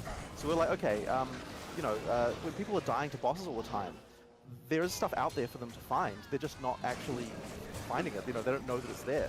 So the icon on the map thing is just like a really good step towards actually making it so you realize, oh, you know what, this is actually a game where if I explore, I will be rewarded. And there's been quite a lot of other things like that we've done as well. Like, we've tweaked the random level generator. We've done like to make it so that you've got things like where when you come to dead ends, we try to make sure that there's stuff in dead ends for you to find. And of course, there's this like the particular encounters that we have, like like every area we try to have like 2. In some cases, there might even be 3, like sort of just like handmade like little things we find. And we're actually keen to expand on that as well. So one of the things that I'm keen to do is to have a larger a larger pool of these kinds of things in the game than what you get the first time you go through an area, and they can be random.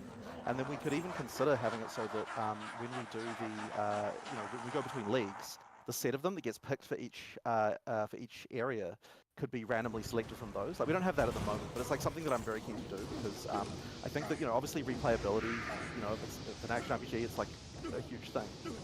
By having more of these things, you just want so like every time you go through the campaign, you just get a feeling of like, oh, there's stuff here I haven't noticed before. There's stuff here I haven't, like just little things. And I think those little things really contribute. And we even started doing that a little bit with PoE 1. Once we sort of realized we wanted to do this stuff, even with PoE 1, we started saying, okay, every league, when we put one out, we want to have like 20, 30, just like tiny changes to the campaign that we can do, just so that next time you go through it, you just sort of feel like, hey, like here's just something random that I never noticed before. And I think that that's, like, it's funny because it's not really a headline feature. Like when we're announcing the, a PoE 1 league, it's not like saying, oh, here's like a bunch of these little things. Like, it doesn't really get anyone very excited.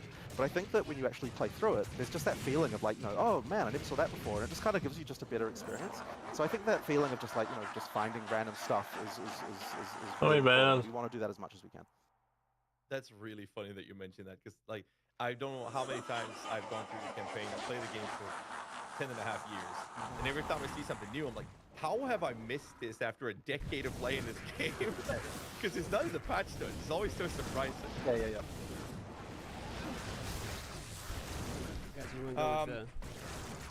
Yeah, I think we just jump into it. We've made a list here to make sure it's structured, because we have a tendency of asking repeat questions in the past, and we're trying to make sure that's not happening this time. So the next question we have we're going to jump into is that PoE 2 is focused a lot on new player experience, eliminating a lot of requirements for going to third-party tools or third-party sites. And a commonly asked question is that if we're going to be able to search and look up, say, monsters and their abilities in-game, sort of like a Necronomicon or Wiki in-game, can we expect to see this? This is something that I'd be super keen to do, especially because of the fact that some of the monster models are so awesome. You don't really get to appreciate them from game camera perspective. Like, so like every weekend, my friends come over, and I like to show them like, hey, here's what we've been doing on PoE 2 recently. But the thing is, I've got the tools. I can like open up the what's called the asset viewer and like, hey, look at this cool monster, and like show them close up and like, hey, look at. And there's also the funny things. Is like the animators make all these idle animations for the monsters that you basically never see, like with a bunch of character to them and stuff like that are really awesome. And the players never see them because obviously you never see a monster not attacking you. So like there's all sort of stuff. So one day, and we don't have this in the game right now, but one day I am very keen to make an actual sort of bestiary, of like, here's all the monsters in the game, but like, nice. You can actually see the model and like appreciate it a little bit. And then obviously when you do that, then that would be a great opportunity to be able to show like, all, various abilities and things like that. It would be sort of handy, I think, for people who are wanting to play Spectres and, to be able to have a big list of all that stuff. So I think that'll be a really cool thing to do one day. But yeah, we don't have it at the moment. I just think it'll be really awesome to kind of show off the work of the artists who have made all these awesome monsters. And like, yeah, some of them are really kind of gruesome. Like there's this random guy, just to pick a random example, called a pale fishman, and it's like this tiny little thing on screen that you barely even see. But if you like zoom into the model, it's like this crazy like warped thing between a human and a one of those anglerfish with the like dangling light thing on it. Yeah. And like when you look at it real close, you can see there's like a sort of screaming person kind of under there that like there's a mouth, and like the idle animation like is like kind of crazy with like all this like, yeah, like there's just stuff like that in there that it's like. Like you really don't appreciate that when you just like blast past it and kill it in like half a second because it's just some random small monster. So yeah, it'd be cool for people to see that stuff. What was the name of that? Because we can get the idle animation when we race it as a Spectre. That's true. It was called a pale fishman. I actually don't even know if it's in the early access because I think it might be an Act 4 monster. Yeah, in fact, and the other thing as well is when I give names like these are like internal code names. That's like the name of the folder that someone put it in, rather than like the actual like lore name in the game. So I don't know if it'll even be called that in the final version, but yeah, it's just it's pretty interesting to see some of that stuff. And speaking, I'll see if I can find it. Speaking of animations, I'm gonna go off script here from our list already and ask you about the cinematic. Was something that I wanted to make sure I ask you about, because it's kind of the first, full like major cinematic that has really been revealed so far. So, was it difficult doing your first cinematic, and did you guys get the result and the response you were really hoping for? Absolutely. So yes, it was definitely very hard. I mean, obviously we've never done anything like that before. Like I sort of had to. I mean, I wrote it myself, and there was a New Zealand company who we commissioned to kind of to work on it. They've done obviously some cool stuff before, but I don't think they'd ever done like a thing that's this long, like on the sort of scale, I guess. That was certainly, like I mean, they did a really good job, right? Like it's really awesome. But yeah, I mean, look, it's kind of like. I was really concerned, right? Because obviously the comparison is to like Blizzard and all the crazy cinematics like that. And to be honest, like the quality of the animation is not what Blizzard does, right? Like I mean, they, like we do a lot of things in order to make it so that like it is like I want the content to be really awesome, but it's like in terms of just the raw like like amount of millions of dollars that they probably spend on their cinematics, right? Like we're not at that level. We're not there. But I was really hoping that you could get a feeling of like the world and the kind of I want to make sure that people understand right from the word go that like there is a brutality here. And like we're not sort of pulling any punches when it comes to the kind of things you can expect in the game. So that was kind of what I was going for. The thing that I actually based it on is I was thinking a lot about the Riddick movies. Yes. Where you've kind of got the thing that the classic like like a team of guys go in all overconfident and then they get picked off one by one. That's kind of what I was imagining. Is like, okay, how are we going to do this? And that's kind of what I was thinking about as we were writing it. I love that Riddick series. That was the first movie I introduced my fiance to when we first met. Right. Yeah, Probably not the best choice. And also it also has that sort of idea of the flip of like you've got the team you're following are like the bad guys, but you kind of think of them as like but they're kind of yet the main protagonists, and it's like you get that flip at the end where you realize that the bad guy hunting them all is actually the good guy. So I was pretty happy with that one as well. Pretty well done. Pretty well done. Yeah. It was fantastic. So yeah, it was a lot of fun. Absolutely. Moving on to the next question. For clarification, this is a kind of a big one, a couple mini questions in it. So for clarification, can you explain how deaths in map work? Because there's been some confusion on why 6 portals, if you die, you can't go back in, as well as experience penalty still being a thing. So we'll start with those two. Yeah, so basically, when you die in a map, you can't resurrect in the map. And I think that is... Okay, I mean, like, we discussed this quite a lot, right? Because we were like, we've got 6 portals, we could have it, so that you can revive 6 times like you did in PoE1. But the thing we were really worried about is just compromising the combat. Like, we just really don't want to make it so that you just effectively... Like, I mean, obviously there's a limited level of cheese, but it's still cheese on the boss as far as we were concerned. So the reason for 6 portals is it's still important that you're able to pull out 6 inventories worth of items from the map if you're by yourself. Like you still want to be able to do that. And yet we also don't want to make it just one portal with unlimited uses, because once again, that limitation on like the amount of stuff you can pull out of the map, I think, is also kind of one of those things that's important. And there's also a slightly more mundane reason, which like seems a bit silly, but all the map devices that we've already sold, those are microtransactions that we need to support going forward in the store, and all of those have 6 portals. We can't really change that, so that's kind of just like one of those things that we just kind of have to maintain backwards compatibility for that reason. So yeah, there was a lot of discussion around this though, but at the end of the day, the main thing that won out as far as we just don't want to compromise the combat. We want to make sure that if you're going to kill a boss, it has to be like one life. You have to survive it. You actually have to properly kill it. But of course, we can make those encounters harder because of the fact we don't have a map boss in every area. So we get to ideally have that still being fine. What about experience penalty with dying? Is that still going to be a thing? That's actually a very good question. So we removed it from the campaign at the point where we made it so that we added checkpoints and everything. And then at the time, we were like, oh, but in maps you get 6 portals, so therefore we still don't have it. Now, it's still there right now, but it's not something I've like thought about honestly for like a little while now. So it's probably good that I have another conversation with Mark about it to see whether we still need it. The reason why I think I would still like it is because it's not really at the beginning of maps, but as you get towards the race towards 100, having death like set you back, so that you have to actually build somewhat defensively when you're like racing for 100, I think is kind of important. So the experience penalty is really serving a really important role there. But I suppose the question is like it may not be as necessary when you're talking early maps, right? Like it's really that from like 90 to 100 where it kind of starts to matter that the death penalty is there as a thing. So we could theoretically think about like I mean basically what I'm saying with that is like we could fiddle around with the equation for it a little bit. But yeah, the purpose of it really is to make sure that as you're coming towards the end, you know, as you're getting to level 100, that like a mistake actually costs you something rather than just being like a nothing in the road. In order for that, in order for that race to 100 actually be meaningful. Because you know, like if you can just grind your face into the wall and still not lose any experience and just like die, you know, it's like you get to 100 but you died like 2,000 times. It's like, well, did you really achieve the same thing as the guy who didn't die at all? So you know, that's kind of the reason why it exists. That's a fair answer. The follow-up questions to this little chunk we got here is loot.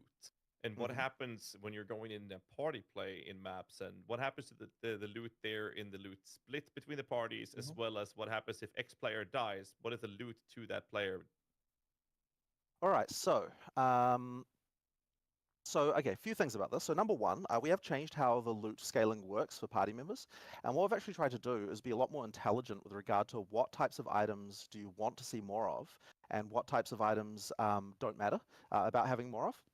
So an example of this is like, if you're talking about currency, right? Obviously you want double the amount of currency when we've got 2 players, because all players want to take currency. But this is also true for things like rings and amulets, because rings and amulets aren't kind of like specific to any one like person, right? Like I mean, obviously the mods can make them that way, but everyone wants a ring, everyone wants an amulet if one drops. So effectively, we also do plus 100% for things like that as well. But if you're talking about armors, well, there are 6 different armor types, and so if you look on average, you only need to increase the number of armors by 50% in order to be able to... Oh, wait, is it even 50%? It might be. Okay, I might be doing the math wrong here, but effectively, there's an amount of armor increase that you need in order to kind of, on average, make it so that everyone's still getting the stuff they want, because certain players only want certain armor parts of the pie, right, due to the strength, dex, int thing. And for weapon types, there's even more weapon types, so the chance that 2 players are actually using the same weapon type is generally much lower. So effectively what that means is that we cannot increase weapons by the same amount that we increase other stuff. So what that means is that when you, the sum total of all of that means that the stuff on the ground from each player increases by some number, like 28% if you actually look at it in raw drops. But the actual, what makes up that 28% is like way more of the stuff you actually want and not as much of the garbage that you don't want, in order to make it so that you don't get crazy spam on the ground with party play that you previously might have gotten. So I think that system works very well in terms of just making it so that you get the right items. And I guess it just goes to the general philosophy that we have of we're trying to not drop as many things, but make sure the things we do drop are more important and better as you go up. So that's kind of like the, yeah, as I said, just part of that philosophy there. I feel like there was another part of the question that I've forgotten now, so maybe you should remind me what it was. The last part there's 2 more, but one of them was, let's say you're 2 players playing and 1 player dies. Oh, what yeah. happens to the loot on the ground that belongs to that player? So I think that, so we usually use temporary, I think temporary allocation is still, I'm pretty sure the rules for this are basically the same as what they were in Theory 1, at least at the moment. So basically, if you've got temporary allocation on, then the allocation will disappear, and then the loot will just become allocated to be free for all once the timer expires. And if it's permanent allocation, then obviously it stays like that, although we definitely should make it free for all once you die, even if it's permanent, I assume. I don't know if we've actually done that. Oh, it does work that way? In that case, it'll just work then. So it's just the same as Imperial in this regard. So that should be fine. Yeah, I mean, effectively like that. So yeah, I wouldn't say it's like changed a huge amount in that particular regard. Yeah, so actually, what was the last part there? Last one has to do with trials. Now, we've only seen Sanctum and Ultimatum version, the 2.0 version of it. So the real question is two ones. One is the Sanctum no-hit run, and the questions are, what happens if 1 player dies, if 2 players goes in, and the other one is the reward system there as well. Okay, so this is one of these tricky technical questions that Mark is probably better at answering because he knows the exact details. So let me think about that. I don't know if I've even had a discussion about what happens to rewards in Sanctum. Now, generally speaking, of course, when we're doing things like this, when you're paying party play with a thing like Sanctum, the map, to be technical, the map owner, but effectively the person who paid the cost, the person who put the key in, they're the person who kind of gets like the progress. So they usually get to be the one who decides what actions to take and what rooms to go to. I believe though that if you want to go through and ascend, that you can both do the ascendancy. So that means if you want to do like the ascension in a party, then that's absolutely fine. You get the reward there. But I believe that the items that come from like key, the chests and stuff like that, I believe that they belong to the person who paid the cost of the coin that they used to enter. Is my understanding of that. I could be wrong about this, but I think that's correct. So yeah, there's a few. I'm sorry about this. I don't have like completely clear information about some of that stuff, but yeah, that's one of those things that Mark tends to be often addressing as far as working up those things. Mark really is like one thing I should mention is that Mark plays like. I could be wrong about this, but I think like 90% of the time when he's playtesting multiplayer, so he's the one who really cares about getting all that multiplayer stuff exactly right. Whereas when I'm playing, I'm like a solo player all the way, right? Like for whatever reason, I'm just like a solo player. So ideally with the both of us paying attention here, we should make sure that things are good in both solo and multiplayer. But yeah, he's got a bunch of designers he likes to play with. Like the design team effectively. Like he plays multiplayer with the design team all the time. So he's the one who usually sorts out these like specific little multiplayer details. So, since we're talking about loot, there is one question that people have related to loot due to some early access footage we've seen where there's like tier 1, tier 2, tier 3, advanced gear, etc. So I was hoping you could break down what that's referencing. Yeah, so effectively, when you get Magic Find gear, so like increased chance of rarity, we wanted to try and make it so that the gear that you get from that is better, and not just in the way of just getting like, more rares. I mean, it does do that as well, don't get me wrong, like you're still getting more rares, more uniques and so on. But we wanted to make it so that you could scale rarity by a huge amount, not necessarily in the character, but also because, when you've got a monster that you've juiced with various map mechanics, all of that stuff is adding rarity and not quantity. So effectively we need to make sure that rarity is something that really increases the power. So the way we do that is there's 5, and I don't know whether Rishi will be unhappy about me spoiling the exact inner workings of this, but there are 5 tiers to start with that you don't see, that you can't see that change anything, because those don't change anything about unidentified items, but they do change the percentage chances that you get certain things. So they, for example, you're getting chances to upgrade currency to higher types of currency. You're getting like the chances of not spawning items with base types that are lower level than what you would need. So effectively sort of clamping the base types that you're going to get into like a smaller range at the top, and these kind of things, while also increasing like magic and rare and uniques and stuff like that. It also increases the like it starts to open up like those tiers start to open up like what types of uniques can go into the pool. And to be clear here, there's always a chance that you can upgrade through these tiers regardless of how much Magic Find you have, right? You don't need Magic Find to get this. It's just that Magic Find is effectively increasing the chance that you upgrade through them. And in total, there's actually 10 tiers overall. But at tier 5, it starts to modify the properties of unidentified items, and that's why we have to start marking the rares as being like, and so that's what, so when it says T2, that actually means that's like T5 internally of what it's rolled, and then so the tiers going up from there, each of them say T2, T3, T4, T5, and what the reason why we have to say that is because when this item dropped, we clamped the mods that it can get to be in the upper tiers, and the higher tier you get, the higher that can go. So if you get a T5 rare, the mods that it can have are from a very, very tiny portion of them, right at the top of all the tiers of those mods. So you know that the rolls you're going to be seeing, like the life you're going to get on it, the damage you're going to get on it, this kind of thing, are going to be top notch when you see that. So effectively, and the reason why I think that's important to show is because you kind of want people to feel like, okay, like, because the number of items that drop aren't really increasing, you need a way to see on the screen when something drops, like how valuable is the thing that I just saw. And so showing those tiers on the rares also really has that effect of like, okay, like if you see like, 5 or 6 T5 rares drop, you've got a really good hit, whereas if you see a bunch of like T2s, you didn't get such a good one. So that's kind of important, I think, just to get that feeling of being important. It's actually really interesting because we've been fighting so much this thing of like the way that you made, like a way you can make drops in an action RPG feel good is just by dropping tons of crap on the ground. But the problem is that like it really is kind of an annoying element, because like while it can feel good, it's like it's just people want then they want to use loot filters and they want to use all that stuff, and it's like, okay, well, I mean, that's great and everything, and we'll support that, and that's fine. But like ideally we can actually make it so that you don't have to worry about it in the first place, and so you need to find a way to give people the hit of dopamine without having to just do that by like literally covering the screen. Now, I mean, there's still room for like dropping a lot of stuff, right? I mean, like we want to make sure bosses feel like good list of stuff there, but it's like ideally you get that by the value of the items, like that the value of that stuff is really good. And I suppose on some level item filters are even sort of achieving that anyway, because if you're using a filter to get, like, you're not seeing very much anyway, so it really is all about the value. So it's not like it's impossible, we just need to make sure that the game is doing that as a matter of course rather than... Sorry, did that. Oh, you're good. We only lost you the last half second there. But Okay, all good. So since you bring up the concept of loot filters, this was a question we are going to ask later, so I might as well bring it up now. Is that like official confirmation loot filters? Sounds like supported. Yeah, so they're supported in exactly the same way they were in PoE 1. There's no reason for us to drop support for something like that. You know, if you want to use them, you can. And I suspect what the main reason people use them for in PoE 2 is not so much filtering things away, but more highlighting things that are valuable that you might not otherwise recognize, you know, because like they might be higher base types and things like that. Like a lot of people have filters that like, you know, highlight certain things that might be good for various reasons. So, you know, things that have, like some, for example, people might like want to be doing things like, oh, you know, like I know that this, you know, like things like, you know, items having sockets and stuff, maybe you want to change the text color when that happens or things like that. Like there are icons and stuff for that stuff there, but we try to keep things like relatively visually clean.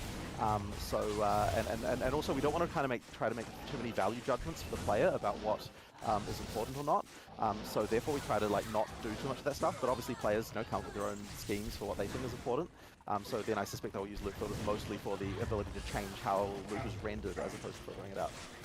I gotta say, this isn't so much a question as much as a comment for me personally, but I really appreciate the approach of something you said there, which is allowing the player to determine what's important. I find that to be like a very appealing sentiment. So when I hear that, it's part kind of the reason I'm falling in love with the, you know, the PoE game lately. But anyway, on to the next question here. So this one is going to be an obvious one. If I didn't ask it, everyone would be mad. So there's 6 classes that are coming to early access. Some of them have already been showcased, but they're not in there. Namely, the Druid and the Huntress. So I think people are curious about, are they coming soon? What's going on with these classes? Yeah, so they'll definitely be coming relatively soon. I'm not going to promise a date, but certainly the next 2 classes you see will be those 2, like in terms of in early access. We just, at some point, look, we really wanted to launch with those 2 classes. We expected that we would be launching into early access with those 2 classes, but at some point it was just like, you know, we and I think I've even said this before, but we really underestimated what it takes to finish a class, I think. It takes a lot. You know, it's because, and the thing is, it's like you make a bunch of skills and you're like, oh yeah, you know, made the skills, that's the class, right? But in PoE it really isn't, because you know, you need to make sure they can all be supported well, you need to make sure there's uniques that support it, there's passive tree stuff that supports it. It's like a whole thing of like getting all that stuff into a good state. It's like plus also the skills, plus also thinking about all the stuff that can happen with other classes and like how does it tie in with all the mechanics. Like it's just a Goliath task. So I think the Huntress and the Druid are not far away. The Druid, we still have 1 form that we still need to get finished. There's like there's still some more skill work to do there. The Huntress, I think we mostly have like working prototypes that we're happy with for most of the skills, but there's still a little bit more to do. But yeah, it's just all that other sort of finishing work around like tying it into all the other systems, making sure everything's good that we need to get done. And you know, it won't take us too long, but you know, at some point we just had to say like, hey, you know, can we really do this for early access with all the other stuff that we're doing? And we just felt like we couldn't. So, you know, we decided to cut for now, get to it later. And, you know, I mean, we make these kinds of decisions all the time. There's like a ton of content that's like, you know, we're trying to get it in, try as hard as we can. And we're like, oh, you know what, we're just going to get it in. But I think, you know, that's just game development, right? But the nice thing is it's all sitting there, right? We don't throw anything away. But we've got it all there waiting in the wings, which means that there'll be a bunch of content we're going to introduce really quickly. Speaking of, say, 1 forum. Yeah, like when you say 1 forum, would you like give us numbers? How many forums are we talking about? So there's 3 primary forms for the Druid, but there's a couple of other like random shapeshifts around, like the kind of. I mean, you actually saw one of them, right? There's the shapeshift on the Ascendancy, the demon form. So there's a few other things, bits and pieces like that around the place, but yeah, the Druid sort of has 3 primary forms, and that's because we want to try and like the other classes, we want to make sure that there's combos between the forms as well. Like there aren't just, it's not just like a reskin melee, right? Like each of the forms kind of has like skills that have like things, and we want to make sure there's mechanics between them that they can kind of, you know, get the cross-class kind of, even within the archetypes of the class, synergy like that. So yeah, the one that no, maybe I'm not going to spoil it actually. Yeah, I'm not going to say anything about it. Go on, spoil it! I'm more than welcome to. Yeah, so this is probably a good time to ask this thing, because you're talking about you know, the additional classes here. Does that mean we can basically expect changes to the passive skill tree? 'Cause obviously there's the 6 starting nodes now, so when you add the other classes, there's going to be new branches, I'm assuming, added for each one of these classes at this point, or were they going to double down on previous ones? So yeah, well, look, I'm sure the passive tree will receive massive renovations all through early access. Like, I just have no doubt of that. It's every time we change anything, a huge passive tree changes are a result. And it's taken a long time to iterate to even the point we are now, and I'm just sure there'll be more. And like the thing is until you really play it like properly, you just don't even know what's missing. You know, actually, one other thing I might mention, just because I don't know if it's like hugely well known, but the starting area of the tree for each class actually changes. There's actually 3 variants of the starting part of each tree for each class. So effectively, we actually did this first when we were playing the Witch and the Sorceress. So effectively, if you're a witch, you get 1 variant of the starting area, and if you're a sorceress, you get another variant. And then if you're neither of those 2 classes, then there's a 3rd variant that can go there, so that all the other classes, when they go there, they get slightly different stats again. The reason for that is because the initial reason we did the witch sorceress thing is because there's this problem that you have with where players, when they see a node that's got multiple things on it and one of the things does not affect them, people just really don't want to allocate a node like that, even if the values on it are the same as what they otherwise would have gotten. So when we first did this, when we had 1 variant for everyone, the witch sorceress nodes were like plus 8% or whatever minion and spell damage, right? And we found that sorceresses, even though a sorceress would otherwise get just 8% spell damage, sorceresses would just not take that because it's got this minion thing on it and they don't want that. So by having the trees be separate, it just sort of prevents that problem immediately. And the other thing it kind of also was just like, when we realized that we could swap those 2 out, we're like, well, hang on, we might as well have a 3rd variant to swap for other players, because that will mean that there are some times when we have like balance things that are a bit annoying, where like we can't make a node for a class in the starting area as good as we want, because that would mean that other classes would all be incentivized to go there and take it because it's like too powerful, if you know what I mean. So effectively with that, we can like balance the you know, because it's relatively close to get to the adjacent classes area. So effectively you can sort of just balance that so that it like kind of works a little bit better. So there's not going to be anything in the starting areas that you like don't like stats you just can't otherwise get, right? It's not going to be like that, but it's just more about like tweaking numbers and a few cases like the sorceress and witch where we just have to make sure that, you know, for new player clarity, we can make sure that it's like just the stuff they're going to want and not the stuff for the other class. But as you get out of that, then they all become the same. But yeah, as I said, we'll be making a lot more changes as we go through too. That's a very in-depth answer. I actually didn't know about the changing of the starts. Yeah. That's an interesting tidbit there. Okay, so you did mention, and you know I gotta ask, because you said classes and content coming to the game. I am a notable Blight enjoyer. So, you know I'm going to ask, can we hope, can you tease me with anything, give me some hopium copium that maybe Blight can come to Path of Exile 2 at some point here? Well, I will say this. Blight is a relatively easy league to add compared to some others. So when we're looking at leagues of like, here are some leagues that we can put in like relatively easily, that is one of the ones that you know would be relatively simple for us to do. Obviously, one of the reward system it previously had is now being moved to a different thing, which means that Blight will need a new reward system, and you know, we've got ideas for what we can do about that. But we've got monsters we can use for it. We've actually got a bunch of environment art from Act 5 that that would suit Blight perfectly well. I'm not sure if have we shown any of that? No, I don't think we have. All right, yeah. Well, anyway, there's some stuff that we can use very easily. So it's the kind of thing that we could do relatively easily when we're looking to add new leagues to the game.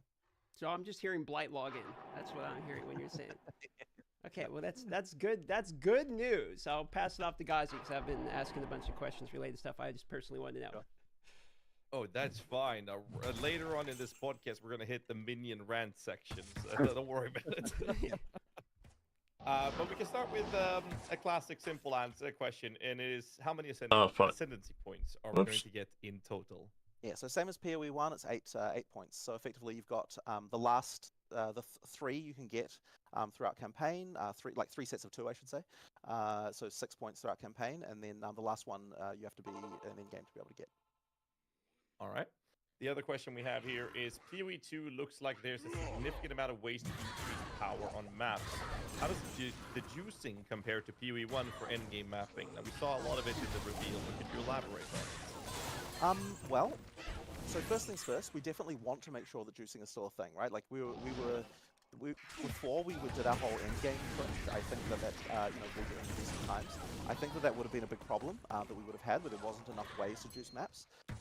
But I don't know that you'll be able to get to quite the level that you can get in PoE 1. Certainly, we want to make sure that it's big though, and like it's honestly. it's a little bit hard to say. Because, you know, the way that this can go down. I mean, look, we think we can know like all the things, but you never really quite know exactly how it goes until you get like masses of players. Because trade is a huge part of the economy and how juicing works.